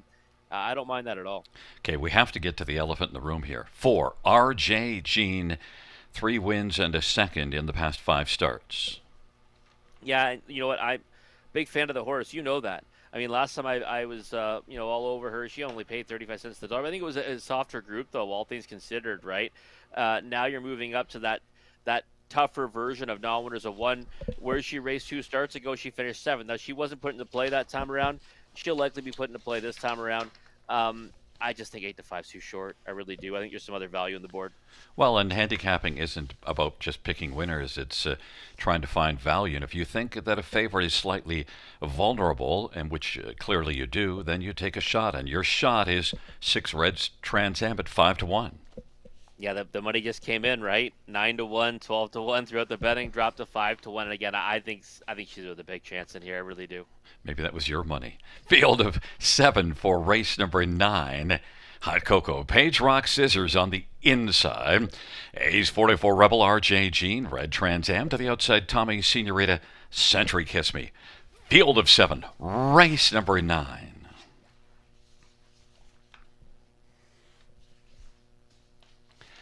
And the field for the 9th race.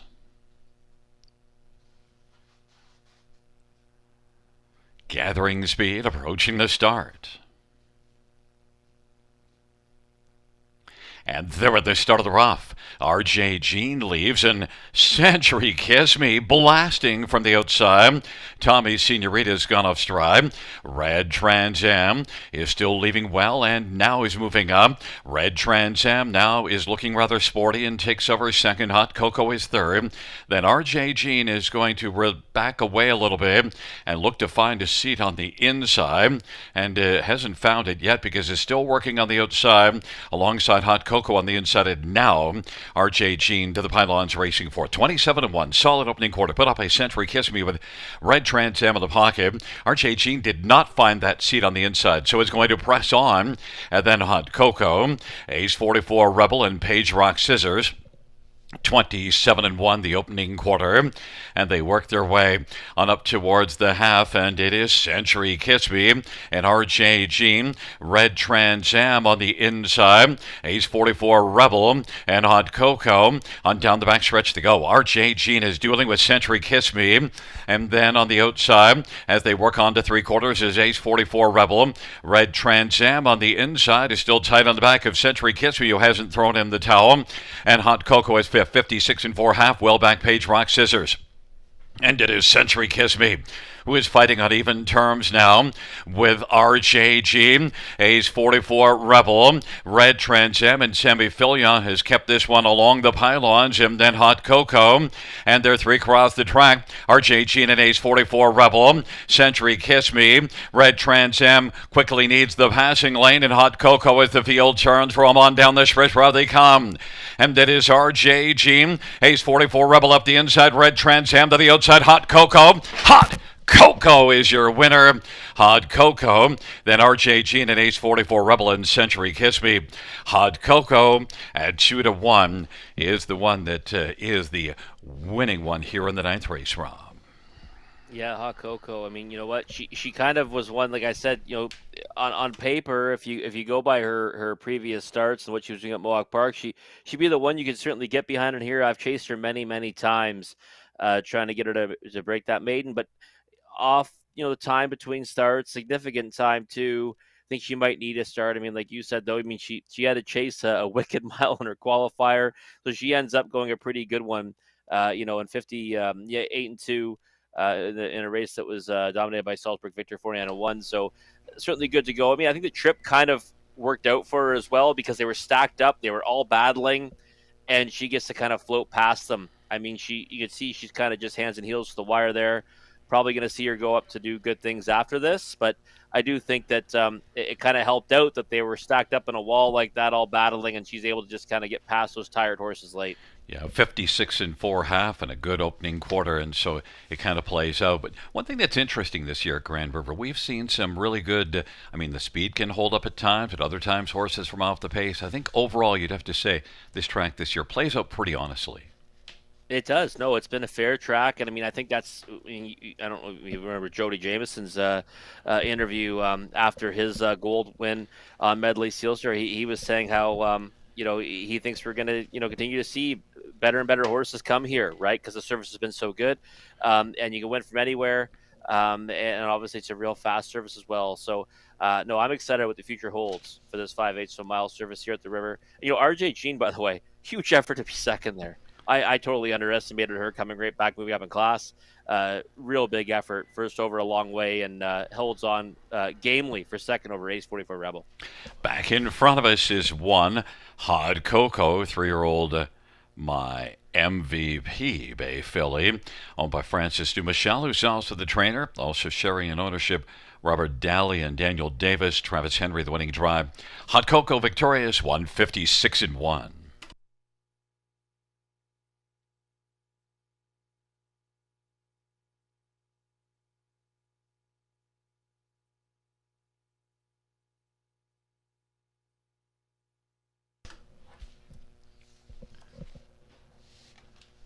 Ninth race pouch, one Hot Cocoa, 680. 330, 250 for RJ Jean, 330 and 240 and 3 A's 44 Rebel 250, $2 exact or $18.90, dollar try 14.10, dollar super 33.80.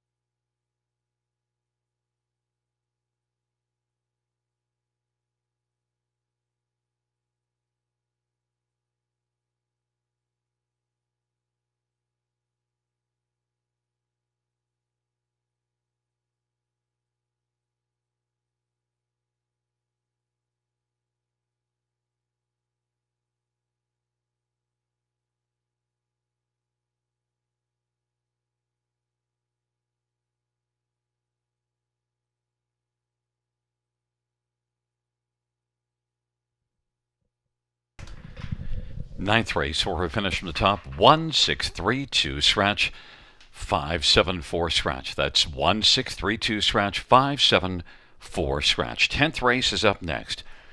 Field of 9. The super high 5 with a carryover. There's a look at the place photo as RJ Jean was able to hold on for second against Ace 44 Rebel.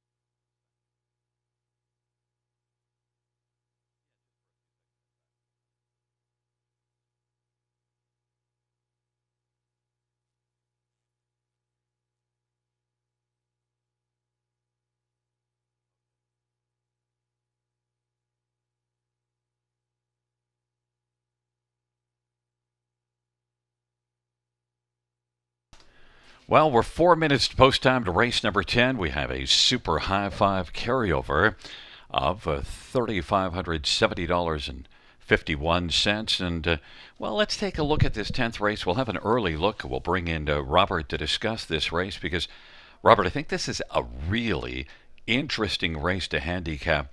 Looking at the tilt board right now, Doc's Philly Cheese is 7-5, but I don't think I'd want any horse too heavily favored. And I think this is a very balanced looking bunch. It's a really good super high 5 to chase after. How are you going to construct a ticket for this one? Doc's Philly Cheese. Are you willing to key that one, or who else do you want to have along on top? Gary, it's interesting. First of all, quick birthday wishes to our man Shannon Sugar Doyle. He's celebrating a birthday today, so I don't know if he's watching or not. But happy birthday, Sugar! No better time to mention that, right, than a carryover and a high 5. He loves these types of wagers. He kind of lives for them. He's like me. He gets really excited when there's a pick 5 carryover or a high 5 carryover. And for me in this race, Gary, Doc's Philly Cheese I think is the one to beat clearly. 8-5 on the board right now. There was a time where I would say, I'm just gonna take a stand and put this one on top, but I've had a lot of luck with actually taking horses like him and actually moving him back to maybe the second or third position. So instead of keying him on top, you actually surround him with clusters of horses that might give you a better chance to cash. So I would say it doesn't necessarily have to be him. If you don't like the favorite here, you find a different horse where you want to maybe surround in the top 2 or top 3 positions. And if you ever get the right one landing on top, it can really pay. And we've seen them, pay tremendous here.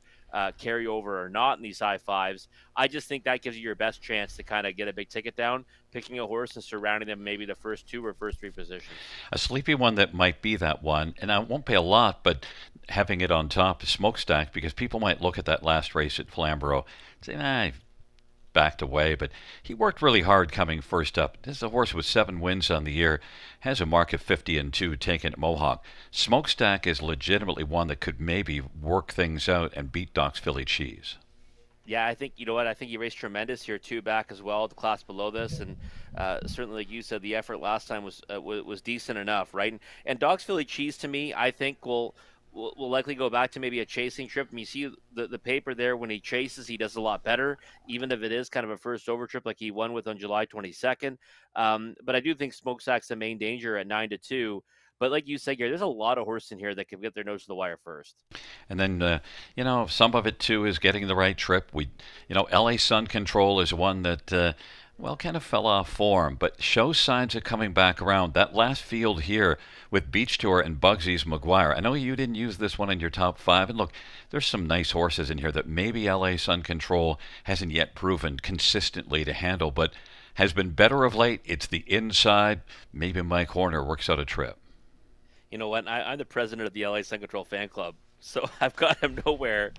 And I love this horse. Typically, he's just been one that's been very difficult for me to back. And when I've jumped on him, he's either made a mistake or he's been in a good spot and it hasn't worked out. So tonight I'm off the bandwagon. So Robert Offangle in full effect in LA Sun Control. You've got him pegged for third. I'll likely use him at the bottom ends of the high 5, but I just have a hard time going back to him with the way he's let me down in the past. Now, if you're also, we mentioned getting things to go your way at a bit of a price. The only reason why we wouldn't have Hunter Hill on top is that trailer post, but it's a field of 9. If things in terms of the trip was to work out, Hunter Hill would measure up as being the one you could back to win here if it wasn't for the trailer post. So maybe things can go that way. And then a horse that's, well, now look at that. The money has come for Hunter Hill. Well, he raced sneaky good last time. Got shuffled back, had pace on the end of it. Good opening quarter, good final quarter. Trailing post is what I don't like about him, but I do think he's in with a big chance in here. So we'll talk to you after the parade because, as you see, the field is coming out. The 10th race coming up next.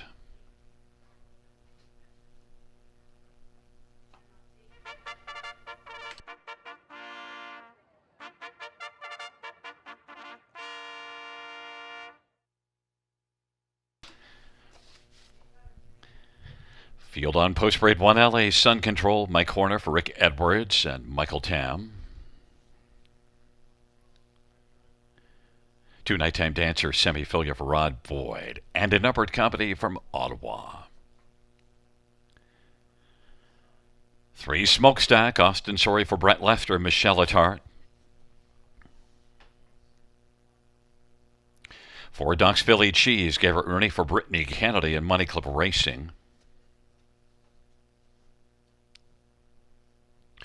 And five is Pebble Beach Pro, Lauren House for Scott McNiven and Kimberly and Brad McNiven and Thomas Broadhurst and Shirley Griffin. Six Highland Hot Sauce, Daryl Thiessen for Michelle Bowen. And number seven, Big Bully, Jason Ryan for Marie, Helene DuPont and Francois Morin.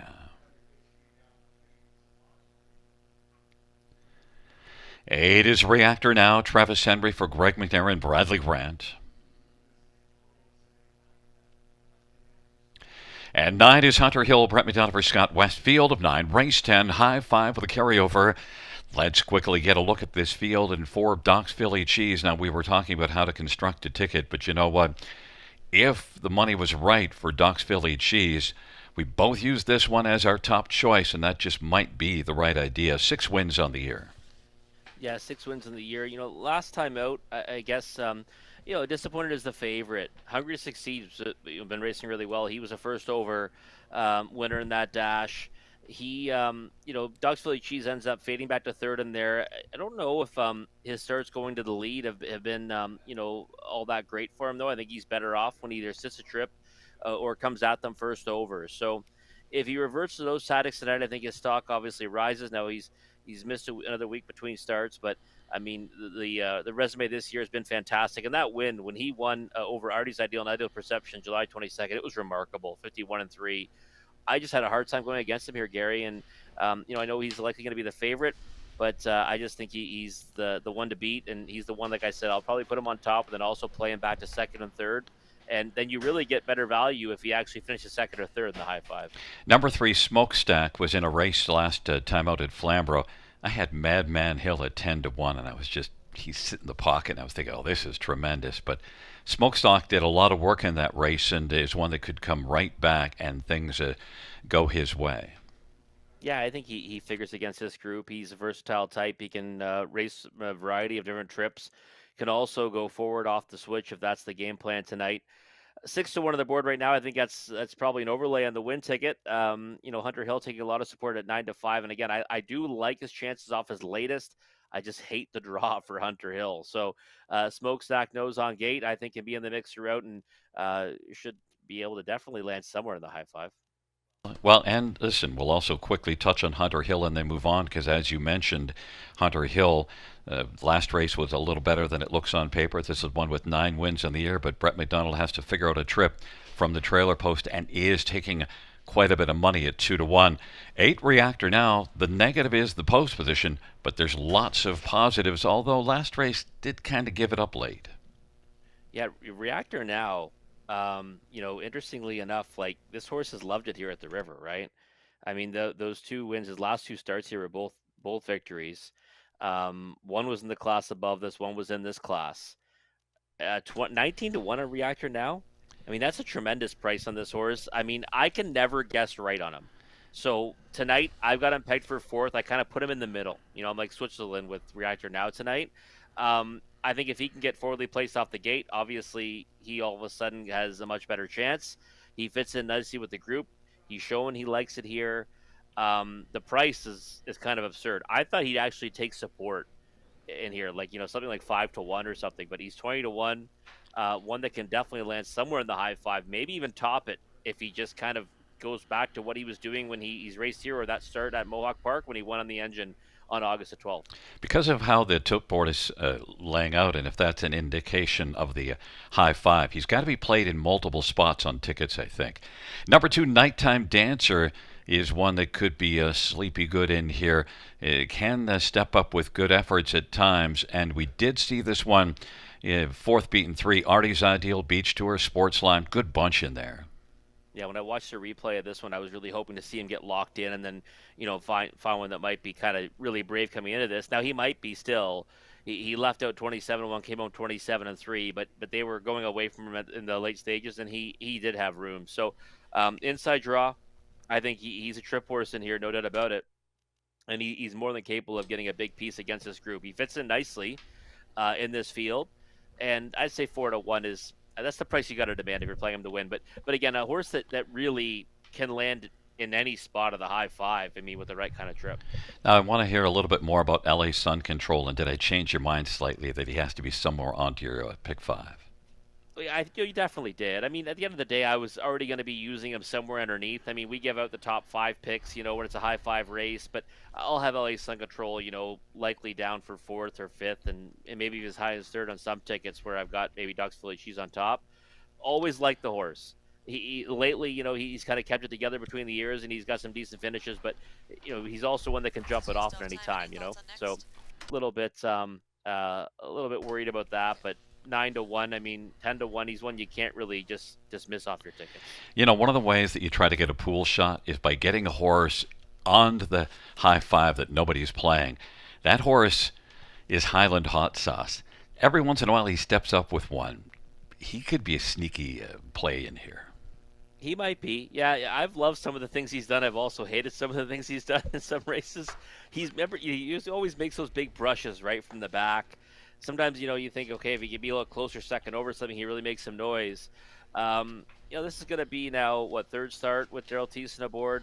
Maybe he can get him into the right position where he can, kind of add some serious value underneath. I mean, Big Bully took a lot of money too, Gary. The 7 took a lot of early money, right? And we've seen Marie Helene DuPont do amazing things here at the River. So with a lot of horses, maybe one there, too, that you want to look at for blowing up the high five. I mean, anyone from 5 to 8, those are the horses that you need to get on the ticket for a monster payout, right? The 1, 2, 3, 4, and 9 have taken all the money, and as you know, those numbers, even without the odds being as low as they are going to be the ones that get played the most in high fives because of the inside numbers, right? The 4 inside plus a trailing post. So look at the odds right now: 5, 6, 7, and 8. Any one of those horses land on the ticket, or a couple of them on the ticket, is going to make it go up exponentially. The most likely of those 4 is the one with the worst post, Reactor Now. So if you had to take a stand on one of those 4 is getting on the ticket, just tell me, who is it? It's Reactor Now, just because, I mean, I think the price is absurd. I think he should be like 5 to 1 in here. I can never guess right on him, and maybe I'll be wrong again, but again, I don't like him in the win position, but he should be bet more than 19 to 1. Well, it's an interesting dash, the 10th race, and we both have Doc's Philly Cheese, who's a co-favorite at 2 to 1 with Hunter Hill. LA Sun Control, Nighttime Dancer, Smokestack on the inside. In the center, Doc's Philly Cheese and Pebble Beach Pro to the outside. Highland Hot Sauce, Big Bully, Reactor Now, and the second tier, Hunter Hill.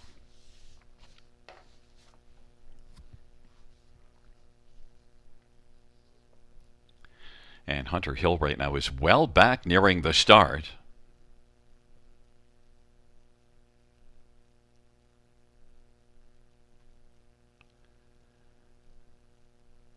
Field 4, race number 10 is at the start on Hunter Hill. Spots the field about 4 or 5 lengths, and blasting out quickly right now is Smokestack. Smokestack goes with Reactor Now. Reactor Now and Smokestack and Nighttime Dancer.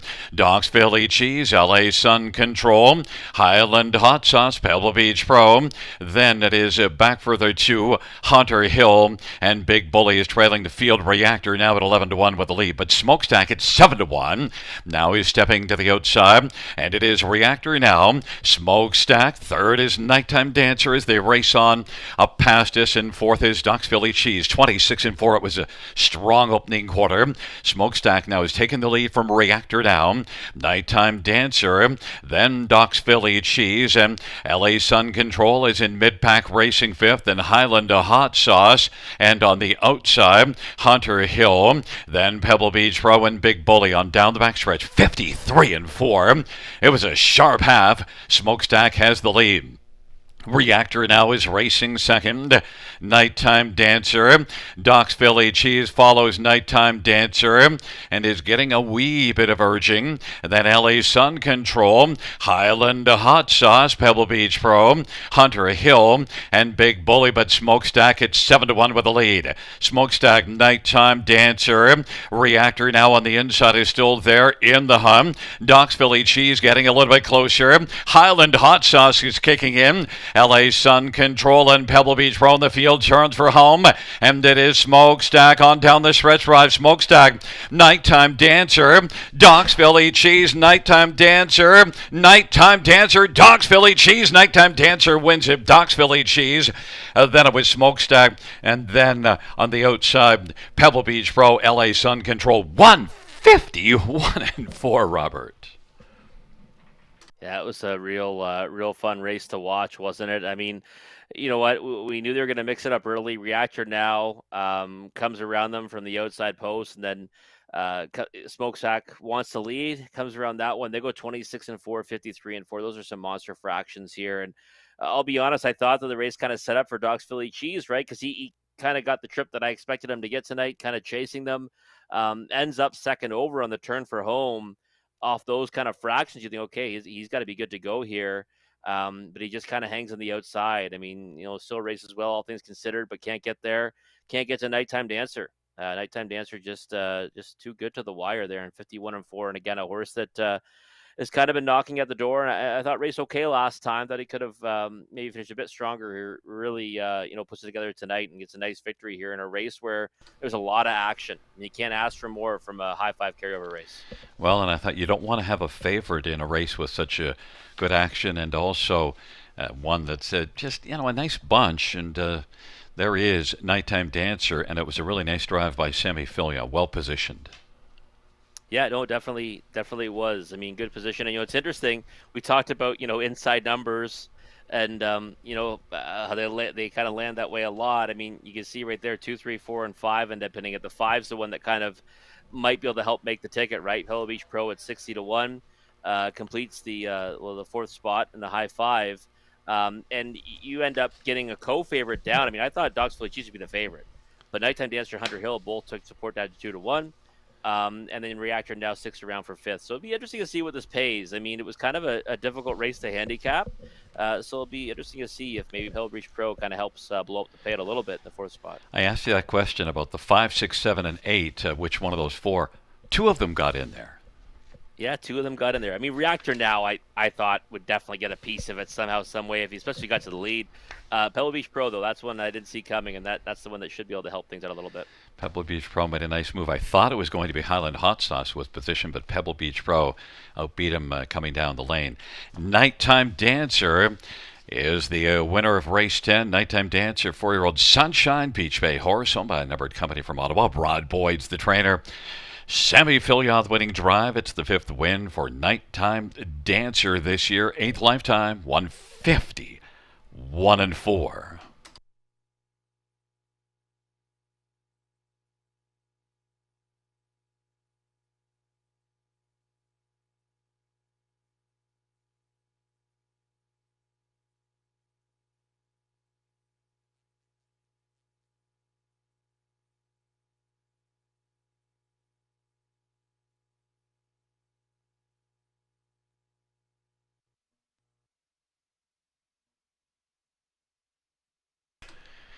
Tenth race payouts to Nighttime Dancer, 690, 390, 280.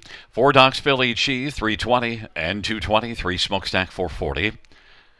20-cent high five was $319.88. $2 exactor, $19.80. Dollar try, $42.80. Double of 1 and 2, $25.90. Dollar pick 3, 80.15. Dollar pick 4, 809.45. And the 20-cent pick 5, 1659.14.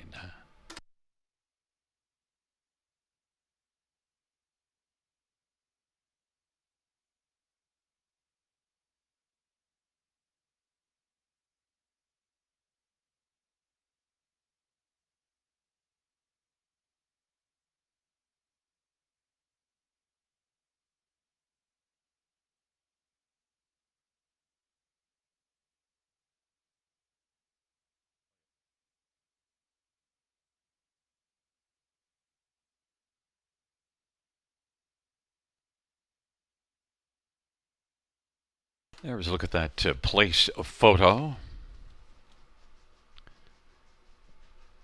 Ducks Philly cheese over smokestack for second.